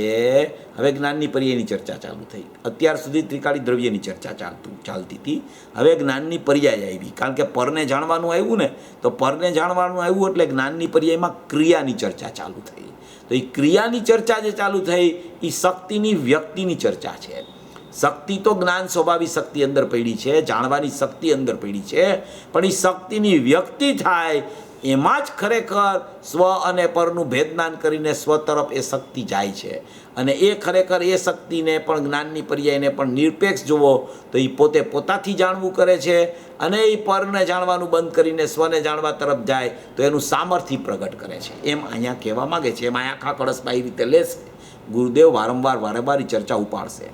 એટલે કે પરને જાણવું એથી જ્ઞાનની પર્યાયનું જે અસ્તિત્વ છે, જ્ઞાનની પર્યાયનું એક અસ્તિત્વ છે. પહેલાં તો હમણાં આપણે જોયું ને કે જ્ઞાનની પર્યાય સદાકાળ, જ્ઞાનની પર્યાય સદાકાળ સ્વયં ઉત્પાદ રૂપે, કોઈ એવો કાળ ન હોય કે અર્થ ગ્રહણ શક્તિ જ્ઞાનની પર્યાયમાં ઉત્પાદ રૂપે ન હોય, સ્વ પર સમસ્ત જ્ઞેયને જાણવું એમાં ન ચાલતું હોય, એવી કોઈ જ્ઞાનની પર્યાય ન હોય. ઉત્પાદ હોય જ્યાં જ્ઞાનની પર્યાયનો, ત્યાં જાણવું હોય. જાણવું હોય ત્યાં સ્વપરનું જાણવું હોય. સ્વપરનું જાણવું હોય ત્યાં સ્વપરની સન્મુખ થયા વગર જ્ઞાનમાં રહીને બેયનું જાણવું ચાલતું હોય. એને જ્ઞાનની પર્યાયનું પરિણમન કહેવામાં આવે. હવે આવી જે જ્ઞાનની પર્યાય છે એ જ્ઞાનની પર્યાયનું જે અસ્તિત્વ છે, જ્ઞાનની પર્યાયનું અસ્તિત્વ એટલે એ પ્રગટ રૂપ અસ્તિત્વ છે. પ્રગટ રૂપેની સત્તા છે, ઉત્પાદ રૂપેની સત્તા છે, નિરપેક્ષ સત્તા છે. એ નિરપેક્ષ સત્તાનું અસ્તિત્વ છે. એક અસ્તિત્વ ઉત્પાદરૂપ છે, એક અહીંયા જ્ઞાનમય સત્તાનું ધ્રુવરૂપ જ્ઞાયક રૂપ અસ્તિત્વ છે. હવે આ જ્ઞાનમય પર્યાયનું પરિણમન જે થયું, ઉત્પાદરૂપ અસ્તિત્વ જે આવ્યું, એનો અંશ કંઈ જ્ઞેય તરફ જાય છે. આ જ્ઞાનની પર્યાય એના ક્ષેત્રમાં ઉત્પાદ પામે છે. એનો અંશ કંઈ જ્ઞેય તરફ જાય છે. ગુરુદેવમાં પ્રશ્નાર્થ કરીને પૂછે છે કે એનો અંશ કંઈ જ્ઞેય તરફ જાય છે? તો કે બિલકુલ જતો નથી. તો કે તો પછી જ્ઞેયનું જાણવું કેવી રીતે થાય છે? તો કે એ જ તો ખૂબી છે. કોઈની સન્મુખ થતાં જો જ્ઞાનમાં એનું જાણવું થતું હોય તો જ્ઞાન તો એ ખરેખર પરાધીન થઈ ગયું. તો પરની સન્મુખ થાય તો જ જ્ઞાન જાણે, સ્વની સન્મુખ થાય તો જ જ્ઞાન જાણે. તો કે એવી પરાધીનતા જ્ઞાનની પર્યાયમાં નથી. ભલે એ અંશ હોય, અંશ છે ને, પણ એ સિંહ હોય ને, સિંહ, એ સિંહનું બચ્ચું સિંહ જેવું હોય. એમ જ્ઞાયક ભાવ છે ને, એ ચૈતન્ય પરમાત્મા છે. એનો અંશ છે ને, એ ચૈતન્ય પરમાત્મા જેવો શક્તિશાળી હોય. એ શા માટે કોઈને લક્ષ કરીને જાણવા જાય? એનો કોઈ અંશ જ્ઞેય તરફ જાય? એનો અંશ કોઈ જ્ઞેય તરફ વળે? તો કે બિલકુલ ન વળે. પોતે પોતામાં રહીને જાણવું કરે. જો અહીંયા કહે છે કે જ્ઞાનની પરને જાણવું એથી જ્ઞાનના પર્યાયનું જે અસ્તિત્વ છે, એટલે કે એની અસ્તિત્વ એટલે એનો ઉત્પાદ છે, એનો અંશ કંઈ જ્ઞેય તરફ અંદર જાય છે. જ્ઞાન સ્વરૂપ જે અસ્તિત્વ સત્તા છે, જ્ઞાન સ્વભાવી સર્વજ્ઞ સ્વભાવી પરમાત્મા પોતે, એમ એની સત્તાનું સિદ્ધ થવું, એની સત્તાનો કોઈ અંશ જાણવાના પદાર્થમાં પેશે છે. જો અહીંયા બે પ્રકારની સ્થિતિ સિદ્ધ કરશે ગુરુદેવ. એક અહીંયા ખરેખર એને સર્વજ્ઞ સ્વભાવી એનો દ્રવ્ય ગુણ છે, એમાં પણ જ્ઞાનની પર્યાય પ્રવેશ નથી કરતી જાણવા માટે. અને બહારના જ્ઞેયો છે એમાં પણ જ્ઞાનની પર્યાય પ્રવેશ નથી કરતી, કારણ કે અહીંયા સમસ્ત જ્ઞેય લેશે. અર્થ ગ્રહણ શક્તિ સ્વપર અર્થ ગ્રહણ શક્તિ છે. સમસ્ત જ્ઞેયનું જાણવું લેવાનું છે. સ્વ તરીકે દ્રવ્ય ગુણ પોતાના, અહીંયા ઉત્પાદરૂપ જ્ઞાનની પર્યાય, પર તરીકે દ્રવ્ય ગુણ પર્યાય બધાય. એમ સ્વ અને પર સમસ્ત જ્ઞેય, એ સમસ્ત જ્ઞેયનું જ્ઞાન, એને જ્ઞાનની પર્યાય કહેવાય. અને એ જ્ઞાનની પર્યાય આ એક પ્રગટ થઈ એ આ બાજુ જાય છે કે આ બાજુ જાય છે જાણવા માટે, તો કે એ બેમાંથી એકેય બાજુ જાતી નથી, અહીં રહીને જ જાણે છે. એમ અહીંયા સિદ્ધ કરવું છે. જ્ઞાનની પર્યાયની સ્વાધીનતા, જ્ઞાનની પર્યાયની સ્વતંત્રતા, જ્ઞાનની પર્યાયની નિરપેક્ષતા અને જ્ઞાનની પર્યાયની સટકારકથી જાણવારૂપ સ્થિતિ જ્ઞાનની ક્રિયામાં ચાલે છે. એ જાણવારૂપ ક્રિયાને અહીંયા સિદ્ધ કરે છે કે જાણવું કેવી રીતે જ્ઞાનની પર્યાયમાં વર્તી ગયું છે. એવી કોઈ ચર્ચા અહીંયા સિદ્ધ કરવા માગે છે. એટલે કે છે કે જે અસ્તિત્વ છે જ્ઞાનની પર્યાયનું, એ અસ્તિત્વ એનો અંશ કંઈ જ્ઞેય તરફ અંદર જાય છે. તો કે જ્ઞાન સ્વરૂપ જે અસ્તિત્વ સત્તા છે, જ્ઞાન સ્વભાવી સર્વજ્ઞ સ્વભાવી પરમાત્મા પોતે, એમ એની સત્તાનું સિદ્ધ થવું, એની સત્તાનો કોઈ અંશ જાણવાના પદાર્થમાં પેશે છે. પરમાત્મા સ્વભાવી સર્વજ્ઞ સ્વભાવી પરમાત્મા છે, એની સત્તા છે, એનો એક અંશ છે આ જ્ઞાન. એનો એક અંશ છે, એ એની સત્તામાં પણ પેસતો નથી, દ્રવ્ય ગુણમાં પણ પેસતો નથી એ અંશ. તો પર જ્ઞેયની સત્તામાં તો કેવી રીતે પેસે? ઉપર લીધું ને કે એનો અંશ કંઈ જ્ઞેય તરફ જાય છે, તો કે એ પર જ્ઞેય તરફ પણ નથી જતો, સ્વજ્ઞેય તરફ પણ નથી જતો. સમસ્ત જ્ઞેય લીધા છે, અર્થગ્રહણ શક્તિ લીધી છે, પણ જ્ઞાન એક સ્વભાવ છે. એ જ્ઞાનની પર્યાયનું પરિણમન ચાલ્યા કરે છે. એ સ્વ તરફ જઈને પણ નથી જાણતું, પર તરફ જઈને પણ નથી જાણતું, પોતે જાણવું લઈને અંદરથી આવે છે. આખા આત્મામાં, જ્યાં આત્મામાં અનંત ગુણ પડેલા છે, એ અનંત ગુણમાં એક જ ગુણ એવો, જ્ઞાન ગુણ એવો છે કે એ જ્ઞાન ગુણમાં, એક જ્ઞાન ગુણમાં અનંતી જાણવાની પર્યાયો પડેલી છે. અનંતી જાણવાની પર્યાયો. કેવળ જ્ઞાનની પર્યાય અત્યારે વિદ્યમાન છે, ભૂતકાળની પર્યાયો અત્યારે વિદ્યમાન છે. પર્યાયો પર્યાય તરીકે નથી, પણ વિદ્યમાનતા ત્યાં છે. એટલે આ આખો અંદરમાં આખો ચૈતન્ય વિલાસ છે. આખો શું છે? ચૈતન્ય વિલાસ છે. અંદરમાં ચૈતન્યનું સ્વરૂપનો વિલાસ છે. એ ચૈતન્યનો વિલાસ છે. એમાં જે અંદર શક્તિઓ ગુણોમાં પડેલી છે, એમાં એવું એક જાણવું સ્વભાવ પડ્યો છે. એમાંથી એક જ્ઞાનની પર્યાયો પ્રત્યેક સમયે ઉત્પાદ થયા કરે છે. અને એ ઉત્પાદ જાણવું લઈને આવે છે અંદરથી. એ પ્રગટ થાય ત્યારે આમ લક્ષ કરે તો જાણવું થાય એવું નથી. પ્રગટ થાય ત્યારે આમ લક્ષ કરે તો સ્વનું જાણવું થાય એવું નથી. એ જાણવું લઈને આવે છે. એ જાણવું લઈને આવે છે ને, એ જાણવું એક પર્યાય જે લઈને ઉત્પાદ પામીને જાણવું લઈને આવી, એ જાણવાની પર્યાયમાં ભૂતકાળની અનંત પર્યાયોનું જાણવું પણ એ જ્ઞાનમાં પડેલું છે. સમજો જરા, બહુ સમજવા જેવી વાત છે. જેટલી ભૂતકાળની પર્યાયો પ્રગટ થઈને વ્યય થઈને યોગ્યતા રૂપે અંદર પારિણામિક ભાવમાં આવી ગઈ, એ બધી પર્યાયોનું જ્ઞાન લઈને આ એક જ્ઞાનની પર્યાય ઉત્પન્ન થાય છે. અને જેટલી પર્યાયો અનંત કાળ સુધી પ્રગટ થવાની છે, એ બધી પર્યાયો ભવિષ્યની પર્યાયોનું પણ જ્ઞાન લઈને એક જ્ઞાનની પર્યાય અહીંયા ઉત્પાદ પામે છે. એ એક જ્ઞાનની પર્યાયના ઉત્પાદમાં ભૂતકાળનું અને ભવિષ્યનું અને વર્તમાનનું પ્રગટપણાનું જ્ઞાન બધું લઈને એક જ્ઞાનની પર્યાય પ્રગટ થાય છે. એક જ્ઞાનની પર્યાયનું પરિણમનરૂપ સામર્થ કેવડું મોટું, કેવડી જબરજસ્ત પર્યાય, કેટલી વૈભવવાન પર્યાય, કેવો એનો જાણવાનો સ્વભાવ, કેટલું બધું અંદર ગર્ભમાં જ્ઞાન ગુણમાં પડ્યું છે. કારણ કે કોઈ પણ વસ્તુ, કોઈ સમુદ્ર હોય, સમુદ્રમાંથી કોઈ મોજું ઉઠે તો એ આખા સમુદ્રમાં જે હોય એ બધું લઈને એનો અંશ ઉઠ્યો હોય. એ કાંઈ એક બાજુથી ઉઠે, બીજી બાજુથી ઉઠે એટલે એટલામાંથી જ આવ્યું હોય એમ ન હોય. સમગ્ર આત્મ પ્રદેશેથી જ્ઞાનની પર્યાય ઉત્પન્ન પામે છે. આત્માનો આખો ગુણ અસંખ્ય પ્રદેશે પથરાયેલો છે, ત્યાંથી એક જ્ઞાનની પર્યાયનો ઉત્પાદ બહાર આવે છે. તો એ અંદરમાં જેટલું છે, આખું જ્ઞાન ગુણમાં જેટલું પડેલું છે, આખો સમુદ્ર નાયક ભાવ પડેલો છે, એમાં એક જ્ઞાન ગુણ પડેલો છે. એ જ્ઞાન ગુણમાંથી જેટલું ભૂતકાળનું, જેટલું ભવિષ્યનું જે કાંઈ છે એ બધું લઈને અને વર્તમાનમાં જે જાણવું એનામાં થવાનું છે એ બધું લઈને એક જ્ઞાનની પર્યાયનો ઉત્પાદ પામે છે. હવે એ ઉત્પાદ પામે ત્યારે એ ઉત્પાદ અંદરથી જાણવું લઈને આવ્યો. હવે એ જાણવું લઈને આવ્યો છે તો એને પરજ્ઞેય તરફ જવાની ક્યાં જરૂર છે? પરને જાણવા માટે કે એ આખો જાણનારમાંથી એ અંશ આવ્યો છે, એ સ્વજ્ઞેય તરફ જાણવા માટે એને જવાની ક્યાં જરૂર છે? એ તો અંશ જ એવો અંદરથી આવ્યો છે જેમાં તો જાણવું પડ્યું જ છે. અંદરમાં એ વ્યક્ત પર્યાયમાં જાણવું પડ્યું છે બધું, કે આત્મા આવો છે એમ. એને જાણવા જાવું નથી પડતું. એ તો અંશ અંદરથી પ્રગટ જ એવો થાય છે. એ અંશ અંદરથી ભૂત ભવિષ્યનું અને વર્તમાનમાં જેવું જાણવું કરવું છે એવો પ્રગટ થતા અંશમાં જ બધી વ્યવસ્થા છે. એ બધું અંદરથી અંશ આવ્યો છે. એ અંદરથી અંશ આવ્યો છે એ જ્યાં સુધી નહીં બેસે ને ત્યાં સુધી આ કોઈ વાત સિદ્ધ નહીં થાય.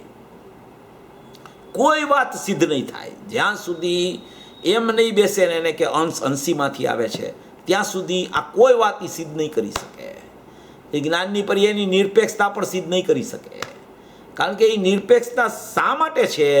શા માટે એને પરસામું નથી જોવું પડતું? શા માટે એને સ્વ સામે, સમસ્ત સ્વ પર સામે જોવું નથી પડતું? શા માટે એવું નથી કરવું પડતું એને? શા માટે એવી અપેક્ષા નથી એને? કે એ અંદરથી એવું જાણવું લઈને આવે છે. એ જાણવું લઈને આવે છે ને અંદરથી એવું જ જાણવું પ્રગટ થવાનું છે. જે ક્રમમાં જાણવું આવવાનું છે એ જ ક્રમમાં અંદરથી જાણવું એવું એ જ પ્રગટ થવાનું છે.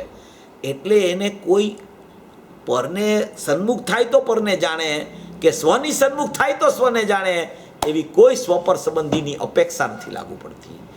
એટલી બધી જ્ઞાનની પર્યાયની પરમ નિરપેક્ષતા છે. કોઈ પ્રકારે સાપેક્ષપણું એમાં લાગુ પડતું નથી. સાપેક્ષપણું પણ લેવું હોય ને, સાપેક્ષપણું પણ જો લેવું હોય, સાપેક્ષપણાનો વ્યવહાર પણ લેવો હોય છે તો એ નિરપેક્ષ. જ્ઞાનની પર્યાય નિરપેક્ષ છે એનો નિશ્ચય છે. પણ સાપેક્ષપણું પણ જો એમાં સિદ્ધ કરવું હોય ને તો એ દ્રવ્યને જાણે છે ને એવો વ્યવહારને સાપેક્ષપણું કહેવામાં આવે છે. એના સિવાયનું કોઈ સાપેક્ષપણું છે નહીં એનામાં. એ પણ વ્યવહારમાં જાય છે તો નિરપેક્ષ. એ નિરપેક્ષતાથી પ્રગટ થઈ છે, પણ એ નિરપેક્ષતાથી પ્રગટ થઈ એમાં કેવું જાણવું આવ્યું તો કે દ્રવ્યનું જાણવું આવ્યું. તો એ દ્રવ્યનું જાણવું આવ્યું ને એમાં તો છે જાણવું, એમાં જાણવું છે એ નિરપેક્ષતા છે. દ્રવ્યનું જાણવું છે એ વ્યવહાર થઈ ગયો, એ વ્યવહાર કહેવામાં આવે છે. જાણવું છે એ નિશ્ચય છે, દ્રવ્યને જાણે છે એ વ્યવહાર થઈ ગયો. પરને જાણે છે તો અજ્ઞાનમાં જાય છે. જ્ઞાની થયા પછી પરને જાણે છે એ પણ ખરેખર પરને જાણવું અસદભૂત વ્યવહારમાં જાય છે. અને આ દ્રવ્યને જાણવું છે એ પણ સદભૂત વ્યવહારમાં જાય છે. જાણવું છે એ નિશ્ચય મારીએ છે, નિરપેક્ષ. આ રીતે આ કળશ આ રીતે સમજવાનો છે.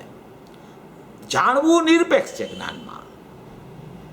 પછી એમાં દ્રવ્યનું જાણવું થયું તો કે એ વ્યવહાર છે સદભૂત. પરનું જાણવું થયું એ જ્ઞાનની પર્યાયમાં તો કે અસદભૂત વ્યવહારમાં જાય છે. આ રીતે એને સમજવું પડે, કારણ કે એ અંશ તો અંદરથી લઈને આવ્યો છે. બધું એ લઈને આવ્યો છે એવું જ વ્યક્ત જાણવું પ્રગટ થાય છે. અને એ જાણવું પ્રગટ થાય છે એમાં એને સ્વનું જાણવું થયું તો એ છે તો જાણવું છે, તો નિરપેક્ષ જાણવું પર્યાયમાં, પણ સ્વનું જાણવું કયો એટલે એ સદભૂત વ્યવહાર થઈ ગયો. એમાં પરનું જાણવું કયો એટલે અસદભૂત વ્યવહાર થઈ ગયો. એમ અહીંયા કહેવા માંગે છે જ્ઞાનીને અસદભૂત વ્યવહાર. અજ્ઞાની તો પરનું જાણવું એકલું અજ્ઞાન છે, મિથ્યા જ્ઞાન છે. એને તો વાસ્તવિક સ્વને જાણ્યા વગર જાણવું જ સાચું થતું નથી. જો બધું કહે છે અહીંયા ગુરુદેવ બહુ સ્પષ્ટ કરશે. આ વિષયો બધા એવા છે. પહેલામાં પહેલાં આપણે તો બે વસ્તુ જ યાદ રાખવી, એક જ્ઞાયક ને એક જ્ઞાન. બસ આ બે વસ્તુ પહેલામાં પહેલાં સમજણમાં બરાબર લઈ લેવી એટલે ગુરુદેવની બધી લાઈન સમજાઈ જાય, ગુરુદેવના બધાય પ્રવચનો સમજાઈ જાય. કોઈ પ્રવચન ન સમજાય એવું બિલકુલ ન બને. જ્ઞાયક ને જ્ઞાન બે વસ્તુ ખરેખર મારી છે, બાકી કોઈ વસ્તુ મારી નથી.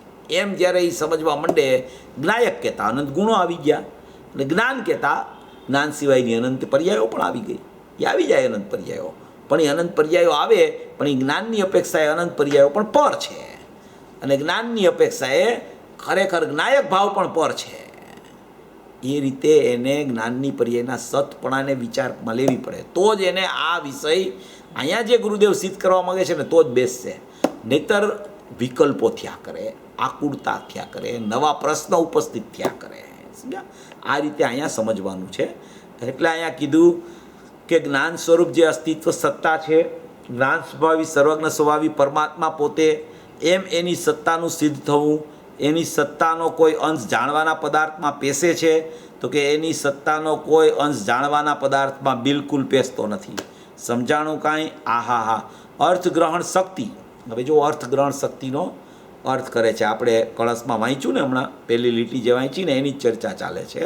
સર્વકાળ જ્ઞાન અર્થાત અર્થગ્રહણ શક્તિ સ્વપર સંબંધી સમસ્ત જ્ઞેય વસ્તુને એક સમયમાં દ્રવ્ય ગુણ પર્યાય ભેદ સહિત જેવી છે તેવી જાણે છે. એનો અર્થ અહીંયા અત્યારે આપણે આ ચાલી રહ્યો છે. આમાં જાણવાની સત્તાની ચર્ચા કર્યા પછી અર્થગ્રહણ શક્તિની ચર્ચા પૂજ્ય ગુરુદેવ શ્રી ઉપાડે છે. અર્થગ્રહણ શક્તિ કોને કહેવામાં આવે તો એમ કહે છે કે જ્ઞેયના બે પ્રકાર છે. જ્ઞેયના કયા પ્રકાર? બે પ્રકાર. એક જ્ઞાયકને સ્વજ્ઞેય કહેવાય અને બાકીનાને બધાને એક પરજ્ઞેય કહેવાય. એમ સ્વ અને પર એવા બે જ્ઞેય છે, એના બે પ્રકાર છે. જ્ઞેયના બે પ્રકાર: સ્વપર સંબંધી સમસ્ત જ્ઞેય વસ્તુ, સ્વપર સંબંધી સમસ્ત જ્ઞેય વસ્તુ. એ સમસ્ત જ્ઞેય વસ્તુને અભેદ તરીકે લીધી. સ્વપર સંબંધી સમસ્ત જ્ઞેય વસ્તુ, એ અર્થગ્રહણ શક્તિ, એ સમસ્ત જ્ઞેય વસ્તુ. હવે એના બે પ્રકાર તો કે સ્વપણ જ્ઞેય. સ્વપણ જ્ઞેય એટલે ત્રિકાળી દ્રવ્ય, તે પણ જ્ઞેય, એ સ્વજ્ઞેય કહેવાય. જ્ઞાનની પર્યાયમાં જાણવાની શક્તિ છે એ સ્વનામ જ્ઞાનની પર્યાયમાં. જ્ઞાનની પર્યાયમાં જાણવાની શક્તિ છે એટલે કે જાણવાની ક્રિયા ચાલે છે, એટલે કે જાણવાની ક્રિયામાં જાણવું વર્તી રહ્યું છે એવી એનામાં જ્ઞાનની પર્યાય પ્રગટ થાય ત્યારે એની શક્તિ ઉદિત વ્યક્ત રૂપે થાય છે. એને એમ કહેવામાં આવે કે જ્ઞાનની પર્યાયમાં જાણવાની શક્તિ છે એ સ્વનામ જ્ઞાયક ભાવ પરિપૂર્ણ પ્રભુ તેને પણ જાણે. શું કહે છે? જ્ઞાનની પર્યાયમાં જાણવાની શક્તિ છે એટલે કે પ્રગટરૂપ જ્ઞાનની પર્યાય જ્ઞાનની ક્રિયારૂપ પ્રગટ થઈ એમાં જાણવાની શક્તિ છે. જાણવાની શક્તિ છે એટલે કે જ્ઞાયક ભાવ પરિપૂર્ણ પ્રભુ તેને પણ જાણે. તેને પણ જાણે એટલે એની શક્તિમાં રહીને વ્યક્ત રૂપે જે પર્યાય થઈ, વ્યક્ત પર્યાયમાં જ્ઞાયક ભાવ પરિપૂર્ણ પ્રભુ છે એને અહીંયા એનું જ્ઞાન થાય એટલે કે એને જાણે. અને પોતાથી પર જ્ઞેય છે એને જાણવાનો સ્વભાવ પોતાનો છે, એને જાણે એમ કહેવું એ વ્યવહાર છે. જો આવી ગયું ને હમણાં આપણે લીધું કે જ્ઞાનની પર્યાય પરિપૂર્ણ પ્રભુને તો જાણે, અને પોતાથી પર જ્ઞેય છે એટલે પોતા સિવાયના જેટલા પર જ્ઞેયો છે એને જાણવાનો સ્વભાવ પોતાનો છે. પોતા સિવાયના પર જ્ઞેયો છે એને પણ જાણવાનો સ્વભાવ જ્ઞાનની પર્યાયનો છે, અને ત્રિકાળી જ્ઞાયક ભાવ છે એને પણ જાણવાનો સ્વભાવ જ્ઞાનની પર્યાયનો છે. હવે એ જ્ઞાનની પર્યાયનો એવો સ્વભાવ છે, એમાં શું કહે છે કે જ્ઞાનની પર્યાયમાં જાણવાની શક્તિ છે, અને એ સ્વનામ જ્ઞાયક ભાવ પરિપૂર્ણ પ્રભુ તેને પણ જાણવાની શક્તિ છે. એટલે એ શક્તિ એટલે કે અંદરમાં શક્તિ હતી, એ જ્ઞાનની પર્યાયમાં શક્તિ વ્યક્ત થઈ, તો એને પણ એમ કહેવાય કે એ વ્યક્ત રૂપે શક્તિ લઈને આવી છે જ્ઞાનની પર્યાય. તો એ શું કરે કે એ દ્રવ્યને પણ જાણે એવો એનો સ્વભાવ છે, અને પરજ્ઞેય પોતાથી છે એને પણ જાણવાનો એનો સ્વભાવ છે. આ બે વાત પહેલાં સિદ્ધ કરે છે. સમસ્ત જ્ઞેય વસ્તુને અર્થગ્રહણ શક્તિ જાણે છે એટલે કે જ્ઞાનની પર્યાય જાણે છે, એનો વ્યાપાર ચાલુ છે, એટલે સમસ્ત જ્ઞેય વસ્તુને જાણે છે એમ કહેતા સ્વને પણ જાણે અને પરજ્ઞેયને પણ જાણે એવો પોતાનો સ્વભાવ છે એમ પહેલાં કહે છે. પછી કહે છે કે એને જાણે એમ કહેવું એ વ્યવહાર છે. એને જાણે એમ કહેવું વ્યવહાર છે એટલે કે પરને જાણે એમ કહેવું એ વ્યવહાર છે, કારણ કે પર સાપેક્ષતા એમાં લાગુ પડી એટલે એને વ્યવહાર કીધો. એ અસદ્ભુત વ્યવહારમાં જાય છે. પર સાપેક્ષતાવાળું જ્ઞાન છે એ અસદ્ભુત વ્યવહારમાં જાય છે. પણ પોતે સ્વપરને જાણે એવા એના અસ્તિત્વના પર્યાયનો સ્વભાવ છે. પોતે સ્વપરને જાણે એવા એના અસ્તિત્વના પર્યાયનો સ્વભાવ છે. પોતે જ્ઞાનમાં રહીને સ્વપરનું જ્ઞાન કરે, એવા સ્વપરનું જ્ઞાન કરે એવું એનું અસ્તિત્વ છે, એવું એનું પોતાનું અસ્તિત્વ છે. એવા અસ્તિત્વનો પર્યાયનો સ્વભાવ છે પોતાનો. એ સ્વભાવ કેવો છે? સ્વભાવ સ્વપરને જાણવું છે.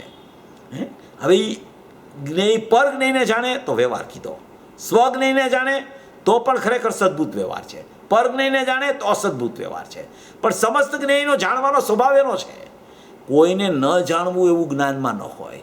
પોતે જ્ઞાન પોતામાં રહીને અંદરથી જ એવું જ્ઞાન આવે કે જેવું સ્વ હોય એવું સ્વ તરીકે એને જાણવું કરે, જેવું પર હોય એવું પર તરીકે પરનું જાણવું જ્ઞાનમાં પોતામાં રહીને એમ કરે કે અહીંયા પર છે ને અહીંયા સ્વ છે એવું જાણવું, તો એનો પોતાનો સ્વભાવ છે. હવે પરને જાણવું એકાંતે હોય તો એ અસદ્ભુત વ્યવહારમાં જાય, સ્વને જાણવું હોય તો એ સદ્ભુત વ્યવહારમાં જાય, જાણવું હોય તો નિશ્ચયમાં જાય. આ રીતે આખા કળશમાં આપણે સમજણ કરવાની છે. ઘણા વિષયો આવશે, આ વિષય યાદ રહેશે તો આ બધું એકદમ ચોખ્ખું થઈ જશે. એના અસ્તિત્વના પર્યાયનો સ્વભાવ છે. જ્ઞેય જાણે છે માટે જ્ઞેયનું જ્ઞાન છે અહીં એમ નથી. જોવો, જ્ઞેયને જાણે છે માટે એ જ્ઞેયો છે, સમસ્ત સ્વ અને પર જ્ઞેયો છે, એ જ્ઞેયોનું અહીંયા જ્ઞાન થઈ ગયું છે એમ નથી. જ્ઞાન તો જ્ઞાનનું છે. સ્વ અને પર જ્ઞેયને જાણે એટલે એ જ્ઞેયોનું અહીંયા જ્ઞાન થઈ ગયું છે. ઉપર એમ કીધું કે સમસ્ત જ્ઞેયને જાણવાનો સ્વભાવ છે, તો સમસ્ત જ્ઞેયને જાણે એટલે એ જ્ઞેયોનું અહીંયા જ્ઞાન આવી ગયું છે એમ નથી. જ્ઞાનનો પોતાનો સ્વભાવ સટકારકથી જાણવાનો છે. એ જ્ઞાનનો સ્વભાવ પોતાથી જાણવાનો છે. જુઓ, આમાં છે ને સમજણ કરવી, કંટાળો ન લઈ આવવો અને આમાં પ્રમાદ ન કરવો. જ્ઞાનની પર્યાય સત બેસશે ને તો બધું સતપણું બેસી જશે. અહીંયા એકલી જ્ઞાનની પર્યાયની ચર્ચા ચાલશે, આમાં જ્ઞાયકની ચર્ચા નહીં આવે. અહીંયા જ્ઞાનની પર્યાયની ચર્ચા છે. અહીંયા એને સતપણું સિદ્ધ કરે છે. એ રીતે આને આપણે સમજવું પડશે. એ રીતે સમજશું તો જ બેસશે. જ્ઞેય જાણે છે માટે જ્ઞેયનું જ્ઞાન છે અહીં એમ નથી. જ્ઞાન એને જાણે છે માટે જ્ઞેય જ્ઞાનમાં આવી જાય છે એમ પણ નથી. જો બે વાત આવી.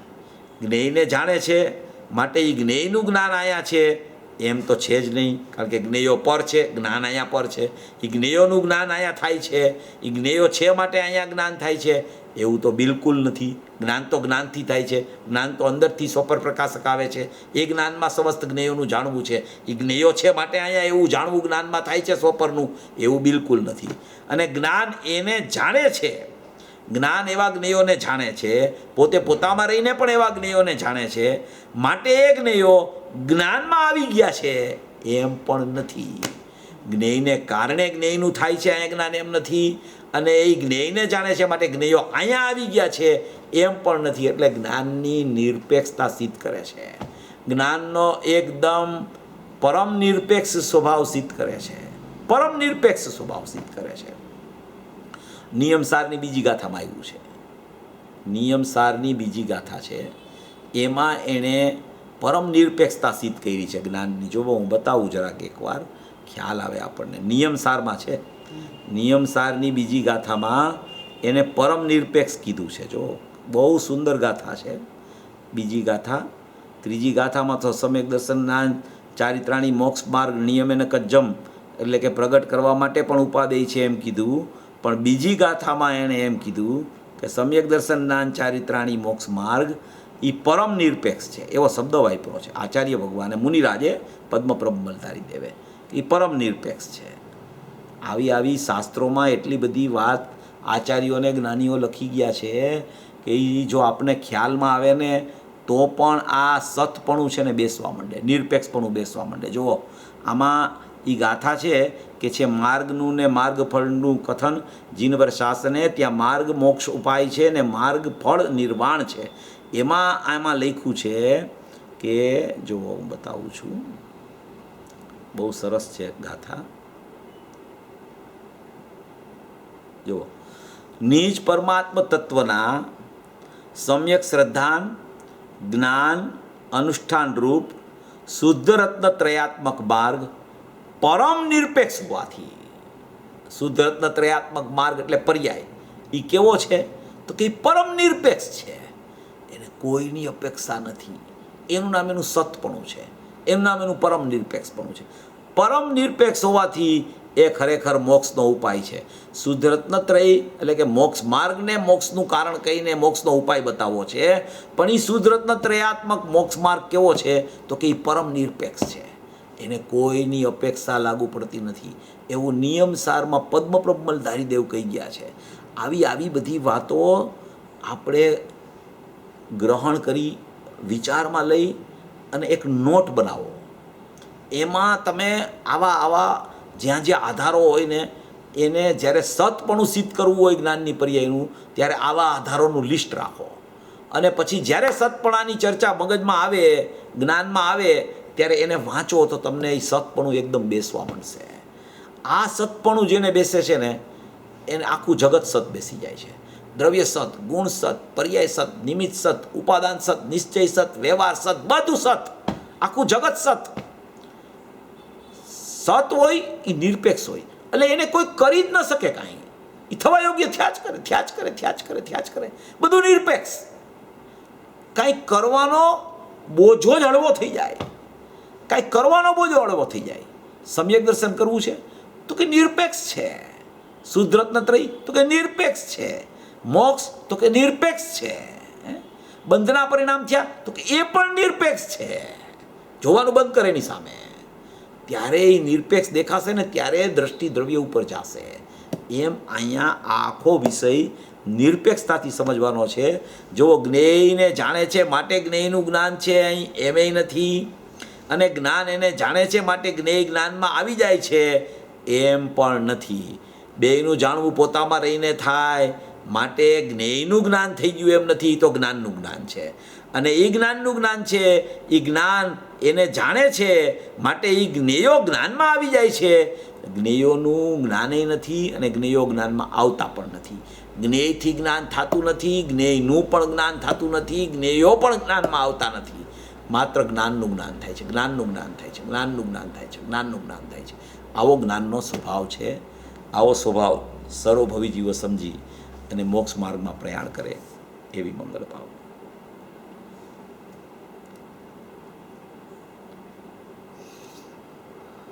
પ્રશ્ન હોય તો પૂછી શકાય છે.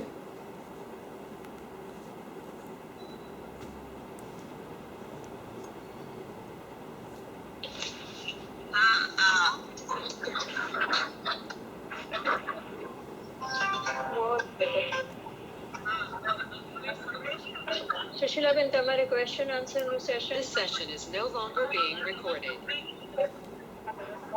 તમારો અવાજ નથી આવતો, પણ તમારે ક્વેશ્ચન આન્સરનું સેશન શરૂ કરવું હોય તો કરી શકો હવે. But then we can start recording again. Q&A session has started.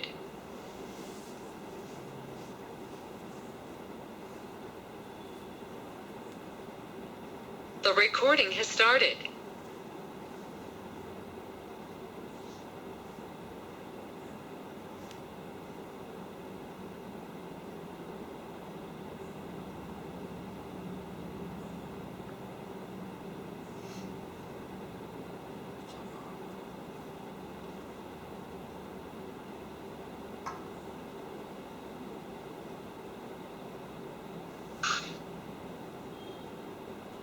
હા સુશીલાબેન, મારો અવાજ સંભળાય છે? હા, અવાજ તમારો સંભળાય અવાજ સંભળાય છે. સુશીલાબેન નો અવાજ નથી આવતો ને let me I cannot see the list. So એટલે મારું- સુશીલાબેન તમારે Q&A session is over.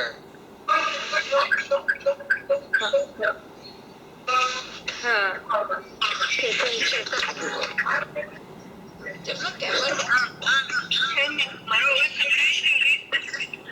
હા હવે સંભળાય છે, બટ વિથ લોટ ઓફ બેકગ્રાઉન્ડમાં અવાજ.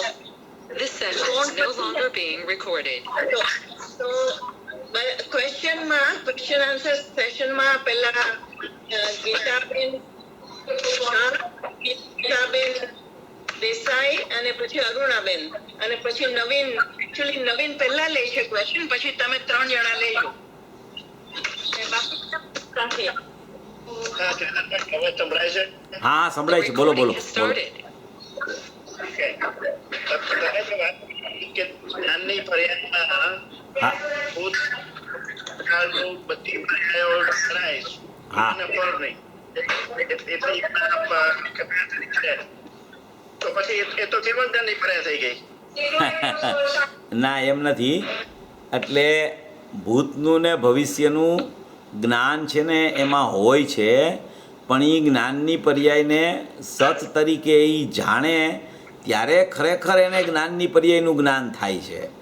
એમાં એને ભૂતકાળને જાણવા માટે ભૂતકાળની પર્યાય સામે જોવું નથી પડતું જ્ઞાનની પર્યાયને, અને ભવિષ્યકાળને પણ જાણવા માટે જ્ઞાનની પર્યાયને ભવિષ્યકાળ સામે જોવું નથી પડતું. એવો જ્ઞાનની પર્યાયનો સ્વભાવ છે. કેવળ જ્ઞાન તો પર્યાય વ્યક્ત અપેક્ષાએ પ્રગટ થાય એની ચર્ચા છે. કેવળ જ્ઞાનમાં તો પ્રત્યક્ષ સ્વપરનું જાણવું યથાર્થપણે થાય છે, પણ અહીંયા જે જ્ઞાનની પર્યાય દરેક જીવને પ્રગટ થાય છે એ જ્ઞાનની પર્યાયમાં તો ભૂતકાળ સંબંધીના જ્ઞાન અને ભવિષ્યકાળ સંબંધીનું જ્ઞાન એક જ્ઞાનની પર્યાય પોતાના દ્રવ્યગુણ પર્યાયમાં જે કાંઈ પડ્યું છે એ જ્ઞાનની પર્યાયમાંથી લઈને આવે છે. કે મારી પર્યાય ભવિષ્યમાં કેવી થવાની છે એવું જ્ઞાન અત્યારે એ જ્ઞાનની પર્યાયમાં પ્રગટ થઈ એક અંશમાં છે. શા માટે એમાં છે? કારણ કે એ જ્ઞાનની પર્યાય, જેમ તમે હું ઘણીવાર દ્રષ્ટાંત પહેલાં આપતો કારણસૂત્ર પર્યાય માટે, પણ સાઈનો ખડિયો હોય ને, સાઈનો ખડિયો પહેલાંના જમાનામાં આવતો, તો સાઈનો ખડિયો હોય એ આખા ખડિયામાં એની બોટલો એમાં સાઈ ભરેલી હોય, સમજ્યા? તો એ સાઈ ભરેલી હોય એમાંથી તમે એ તમારી પેનની નીબ હોય એમાં અંદર બોડીને લખવાનું હોય. પહેલાંના જમાનામાં એવું ચાલતું. તો એ તમે એમાં બોડીને લખો તો એ તમે જે એની નીબને અંદર બોળો ને ત્યારે એમાં જે સાય આવે એ એક ખૂણામાં પડી હતી ત્યાંથી આવે, બીજા ખૂણામાંથી આવે, ત્રીજા ખૂણામાંથી આવે, કે આખામાંથી આવે, એ પૂરામાંથી આવે એનો અંશ.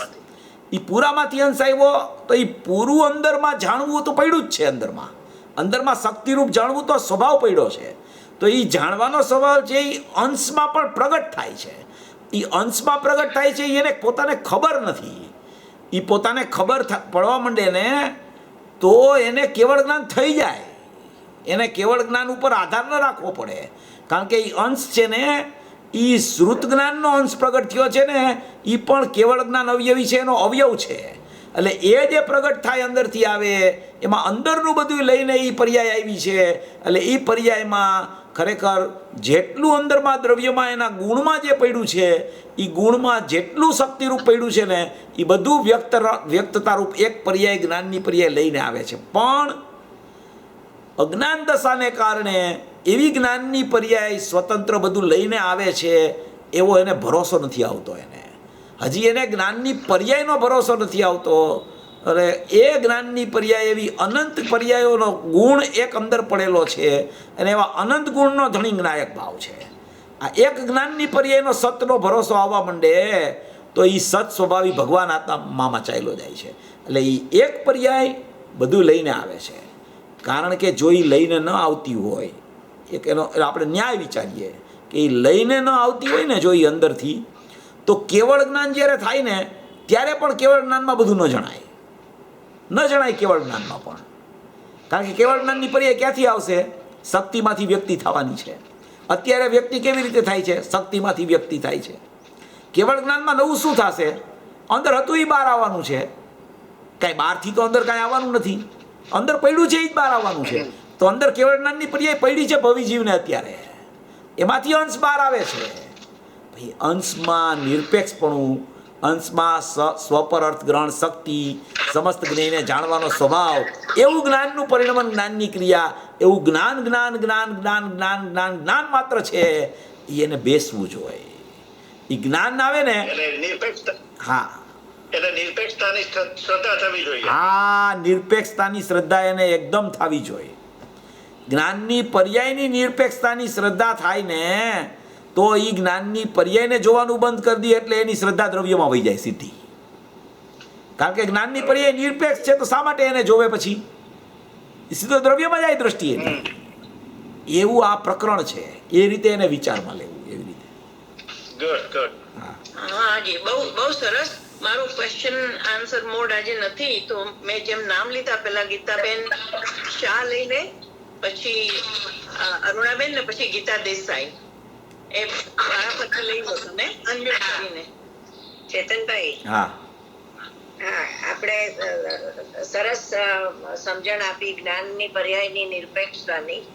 એક બાજુ આપણે અજ્ઞાનીને એમ કહીએ કે પરમાંથી તારી દ્રષ્ટિ હટાવ, બરાબર, અને સ્વજ્ઞેય તરફ તારી દ્રષ્ટિ લઈ જા. બરાબર, અને પછી જયારે આપણે જ્ઞાનની પર્યાયની નિરપેક્ષતા સમજવા જઈએ બરાબર, ત્યારે આપણે એમ કહીએ કે જ્ઞાનની પર્યાય નથી પર તરફ જોતી કે નથી સ્વ તરફ જોતી. બરાબર, એ નિરપેક્ષતાથી સ્વ પર પણ પ્રકાશમાન પ્રગટ થાય છે. બરાબર. એટલે એમાં એનું સમન્વય કેવી રીતે કરવો? આમ આપણે એમ કહીએ કે દ્રવ્ય દ્રષ્ટિ કર, બરાબર, દ્રવ્ય તરફ તારી નજર કર. બરાબર. હવે એમાં એવું છે કે જ્યારે પર તરફ ઉપયોગ એનો વયો જાય છે ને ત્યારે એ અજ્ઞાની બને છે. અજ્ઞાની કેવી રીતે થઈ જાય છે એ એક જુદો વિષય છે. અને અંદરથી પર્યાય આવે છે એની સમજણ કરે તો એ અજ્ઞાની થતો નથી. જ્યારે અજ્ઞાની થઈ ગયો પરનું લક્ષ કરીને, ત્યારે એમ કહેવામાં આવે કે હવે પરનું લક્ષ છોડને સ્વનું લક્ષ કર. હવે અહીંયા ચર્ચા ચાલે છે કે જ્ઞાનની પર્યાય સત પ્રગટ થાય છે. એ જ્ઞાનની પર્યાયનો તું વિચાર કર. એ પર તરફ ગઈ કે સ્વ તરફ ગઈ એ પહેલાં છોડી દે. પહેલાં અંદરથી જ્ઞાનની પર્યાય આવે છે. એ અંદરની જ્ઞાનની પર્યાય જાણવું લઈને આવી છે. એ જાણવામાં બધું જાણવું એમાં પડેલું છે. એ જ લઈને આવી છે. તો એ જ્ઞાનની પર્યાયને ઓળખી લે પહેલાં તું. પ્રત્યેક સમયે તું એ પ્રયત્ન કર્યા કર કે જ્ઞાન કેવું છે, જ્ઞાનમાં શું છે, તો કે જ્ઞાનમાં જાણવું છે, જ્ઞાનમાં જાણવું છે, જ્ઞાનમાં જાણવું છે.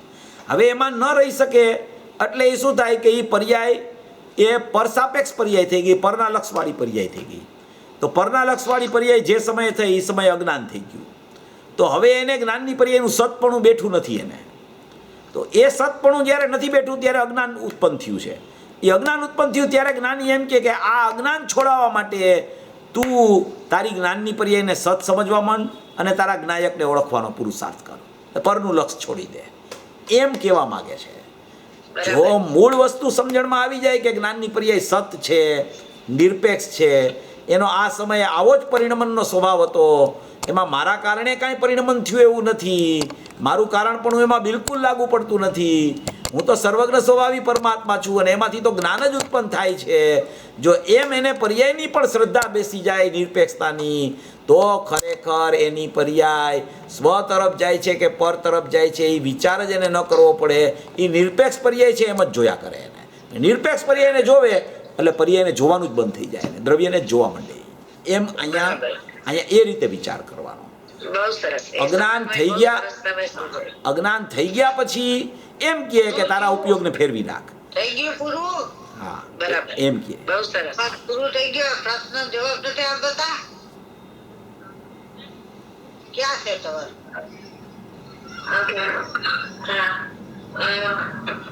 ચેતનભાઈ, હાજી. આમાં આપણે સમસ્યા વૈભવના જે 11 કે 12 ગાથા ઉપરના સમ્યક્તેશન થયું ને પછી એમાં એમ કહ્યું કે એમાં 2 ભાગ થઈ ગયા. એને પેલા 2 જે અવ્યય સુખરાન અવ્યયી છે એમ, તો એમાં એક ત્રિકાળને જુએ છે અને નિશ્ચય એક વર્તમાન દર્શનમાં શુભરાગન એને જુએ છે એમ માને છે. તો મારો પ્રશ્ન એ છે કે સાધક દશામાં જે આ જાણવું થઈ રહ્યું છે બેનું એક જ પર્યાયમાં થયેલું છે એક સાથે સાધક દશામાં? સાધક દશામાં એક પર્યાયના જ્ઞાનની પર્યાયના 2 ભાવ થઈ જાય છે અને ચારિત્ર્યની પર્યાયના 2 ભાગ પડી જાય છે. જ્ઞાનની પર્યાયના 2 ભાવ થઈ જાય છે સાધક દશા વખતે અને ચારિત્ર્યની પર્યાયના 2 ભાગ થઈ જાય છે. જ્ઞાનની પર્યાયના 2 ભાવ થાય છે. એમાં એક ભાવ છે એ પરિણતિ રૂપે વિકલ્પાત્મક દશામાં અંદર કામ કરતો હોય છે. એમાં એને આત્માનું જાણવું ચાલુ હોય છે જ્ઞાનની પર્યાયમાં. અને બીજો ભાગ એનો વિકલ્પાત્મક દશામાં ઉપયોગ જે બહાર જાય છે એ ઉપયોગમાં ચારિત્ર્યની પર્યાયમાં જેટલો રાગ થાય છે એ રાગનું પણ જ્ઞાન વર્તે છે એને, અને જે પરિણતિ છે એમાં આત્માનું જ્ઞાન પણ વર્તે છે. એવી એક જ્ઞાનની પર્યાયના 2 ભાવ થઈ જાય છે અને ચારિત્ર્યની પર્યાયમાં રાગનો ભાગ આખો પૃથક થઈ જાય છે અને વિતરાગતાનો ભાગ આખો જ્ઞાયક તરફ અભેદ થઈને પરિણમતો પૃથક થઈ જાય છે. સર્વગુણાસ્તે સમકિત એક સમયમાં નિર્વિકલ્પ દશામાં થાય છે અને એ નિર્વિકલ્પ દશા પછી વિકલ્પાત્મક દશામાં જ્યારે જીવ આવે છે ત્યારે વિકલ્પાત્મક દશામાં અનંત ગુણની અનંત પર્યાયના 2 ભાવ 2 મોઢાવાળી પર્યાય થઈ જાય છે. એક પર્યાય 2 મોઢાવાળી પર્યાય થઈ જાય છે. એ 2 મોઢાવાળી પર્યાયમાં એક મોઢું એનું દ્રવ્ય તરફ છે અને એક મોઢું એનું પર તરફ ચાલે છે. વિકલ્પાત્મક દશામાં, નિર્વિકલ્પ દશામાં બધી પર્યાયો સદુપયોગમાં અભેદ થઈને આત્મા સાથે પરિણમે છે. વિકલ્પમાં આવા 2 મોઢા થઈ જાય છે. પર્યાય એક છે, એના મોઢા 2 છે. એક પરિણતિરૂપ મોઢું, એક બહારનું મોઢું. પરિણતિરૂપ મોઢું છે એમાં આત્મા જણાઈ રહ્યો છે, બહાર જે જાય છે એમાં પરસંબંધી જેટલો રાગ છે એવું અહીંયા જ્ઞાન થાય છે. એટલે એ રીતે વિકલ્પ ને નિર્વિકલ્પ દશાનું સાધક દશાનું પરિણમન આવી રીતે ચાલતું હોય છે. જેટલો જેટલો જેટલો જેટલો સાધક આત્મામાં આશ્રવોથી નિવૃત્ત થઈને જેમ જેમ વિજ્ઞાન ઘન થતો જાય છે તેમ તેમ આશ્રવોથી નિવર્તતો જાય છે. જેટલો જેટલો વિજ્ઞાન ઘન થાય, જેટલો જેટલો સદુપયોગ રૂપ પરિણમે તેમ તેમ આશ્રવોની ભિન્નતા થતી જાય છે. અને એમ કરતાં કરતાં કરતાં કરતાં કરતાં એને શ્રેણી આવી જાય અને શ્રેણી આવે તો યથાખ્યાત ચારિત્ર્યને કેવળ જ્ઞાન થઈ જાય છે. એવી રીતે આખી સાધકની પરિણતિ અંદર કામ કરતી હોય છે. એવું સ્વરૂપ છે. અચ્છા, તો નિર્વિકલ્પમાં બધું એક સાથે અને પછી જ્યારે વિકલ્પમાં આવે ત્યારે આ 2 ભાવ ને ભાવને બધું હા, થાય છે, બરાબર? ત્યારે બે ભાવ પડી, 2 ભાવ ને 2 ભાગ થઈ જાય છે. એમાં નિર્વિકલ્પમાં તો આખો સદુપયોગ જ હોય, એમાં પરિણતિને ઉપયોગ એવા ભાગલા ન હોય. જ્યારે નિર્વિકલ્પ થાય ત્યારે સદુપયોગ હોય, જ્યારે એ વિકલ્પમાં પાછો આવે એટલે એક પરિણતિ અંદર રહી જાય ને ઉપયોગ એનો પાછો ઉત્પાદ રૂપ બહાર ચાલ્યો જાય. એમ 2 ભાગ પડી જાય વિકલ્પાત્મક દશામાં. એ ઉપયોગ બહાર ગયો એને જ વિકલ્પાત્મક દશા કહેવાય અને પરિણતિ અંદર ચાલે છે એને નિર્વિકલ્પતા કહેવાય. એમ એ રીતે. અને તમે નિયમ સારની કઈ ગાથામાં મેન્શન કર્યું? બીજી ગાથા. બીજી ગાથા. અચ્છા, બહુ સરસ. હા, હાજી. ગીતાબેન દેસાઈ, તમારો હતો પ્રશ્ન? હા જય જિનેન્દ્ર. હા, બોલો. તો ચેતનભાઈ, મારે એ સવાલ છે કે મોક્ષમાં અથવા તો શુદ્ધ રત્નત્રય એ પરમ નિરપેક્ષ છે. એમને ધ્રુવ પરમાત્મા તત્વની જ અપેક્ષા છે. એ સિવાય કોઈ નિમિત્તની, વિકલ્પની વ્યવહાર નથી. પણ જ્ઞાનની પર્યાય જ્યારે આપણે પરમ નિરપેક્ષ કહીએ ત્યારે એને ગાયકની પણ અપેક્ષા નથી અને પરની પણ અપેક્ષા નથી. એ બરાબર છે સમજણ? એકદમ બરાબર છે.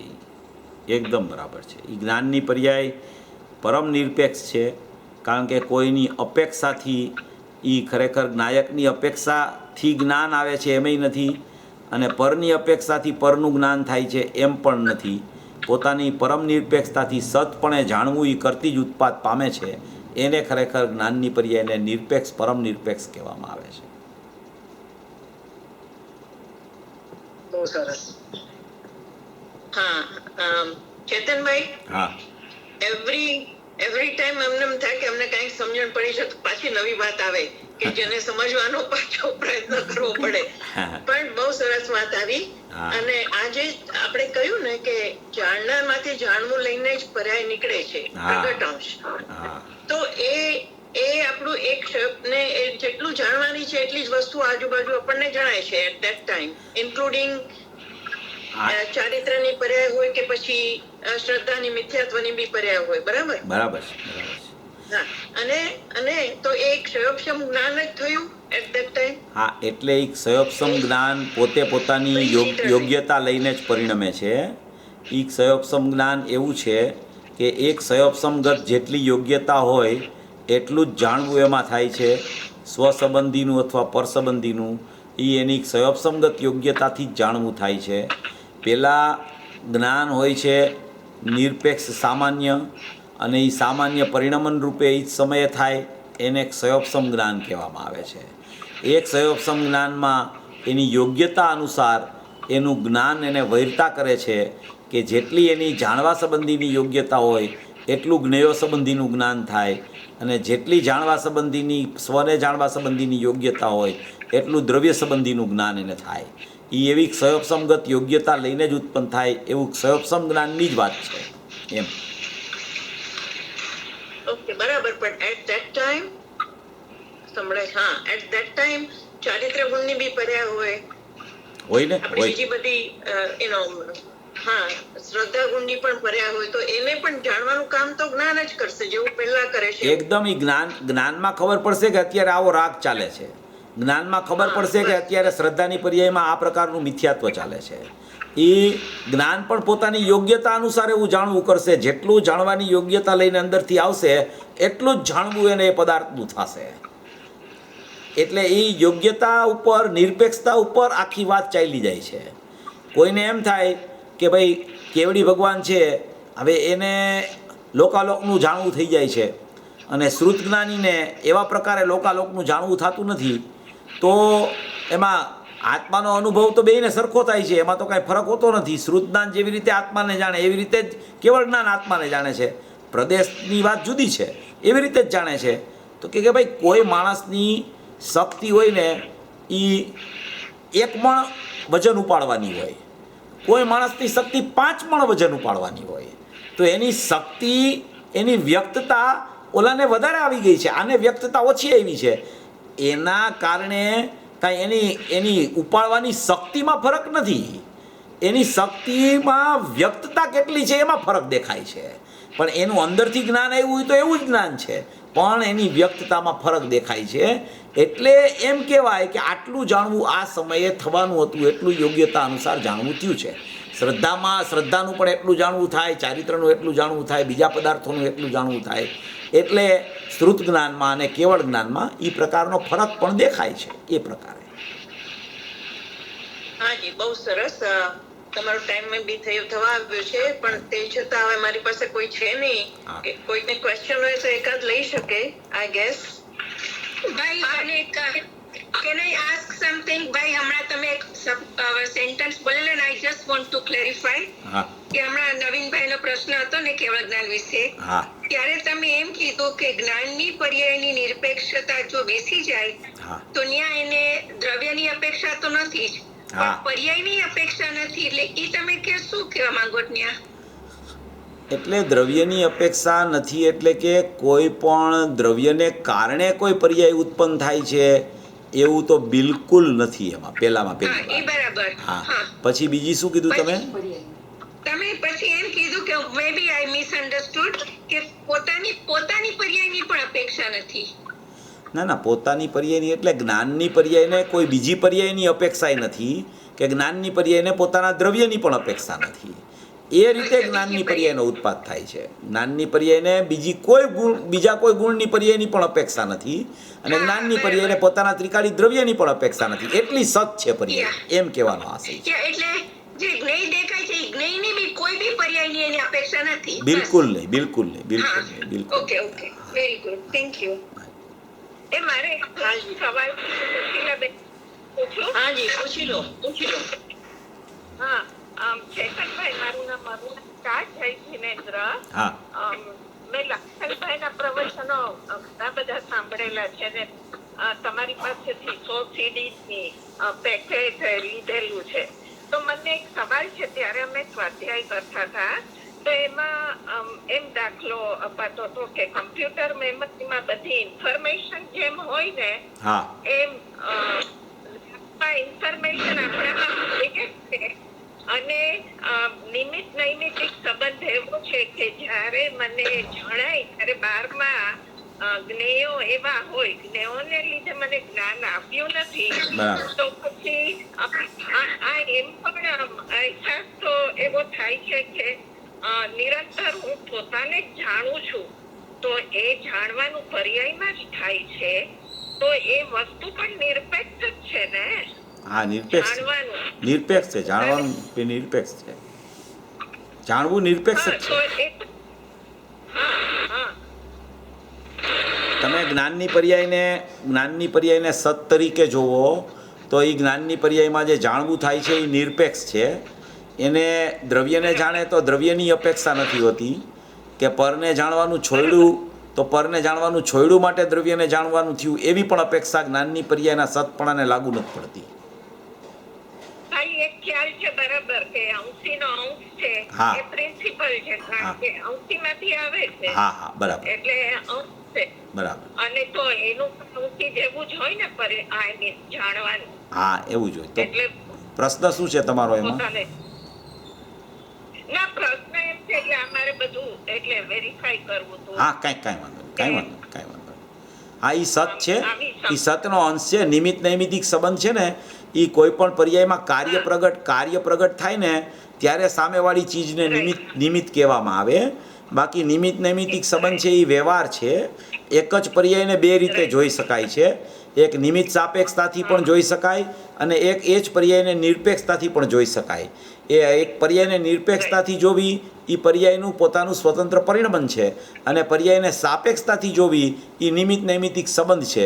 નિમિત્ત નૈમિતિક સંબંધથી જોતા કર્તા કર્મની ભ્રાંતિ થવાનો એને કોઈ પણ પ્રકારે એવું કર્તા કર્મની ભ્રાંતિ પણ થઈ શકે છે, કારણ કે નિમિત્ત નૈમિતિક આવું નિમિત્ત આવ્યું, આ નૈમિતિક થયું, આવું નૈમિતિક થયું, ત્યાં નિમિત્ત હતું, એટલે એને એમ થાય કે આ પર જ મારો કર્તા છે મારી પર્યાયનો, એવી ભ્રાંતિ પણ થઈ શકે છે. એટલે નિમિત્ત નૈમિતિક સંબંધનું જ્ઞાન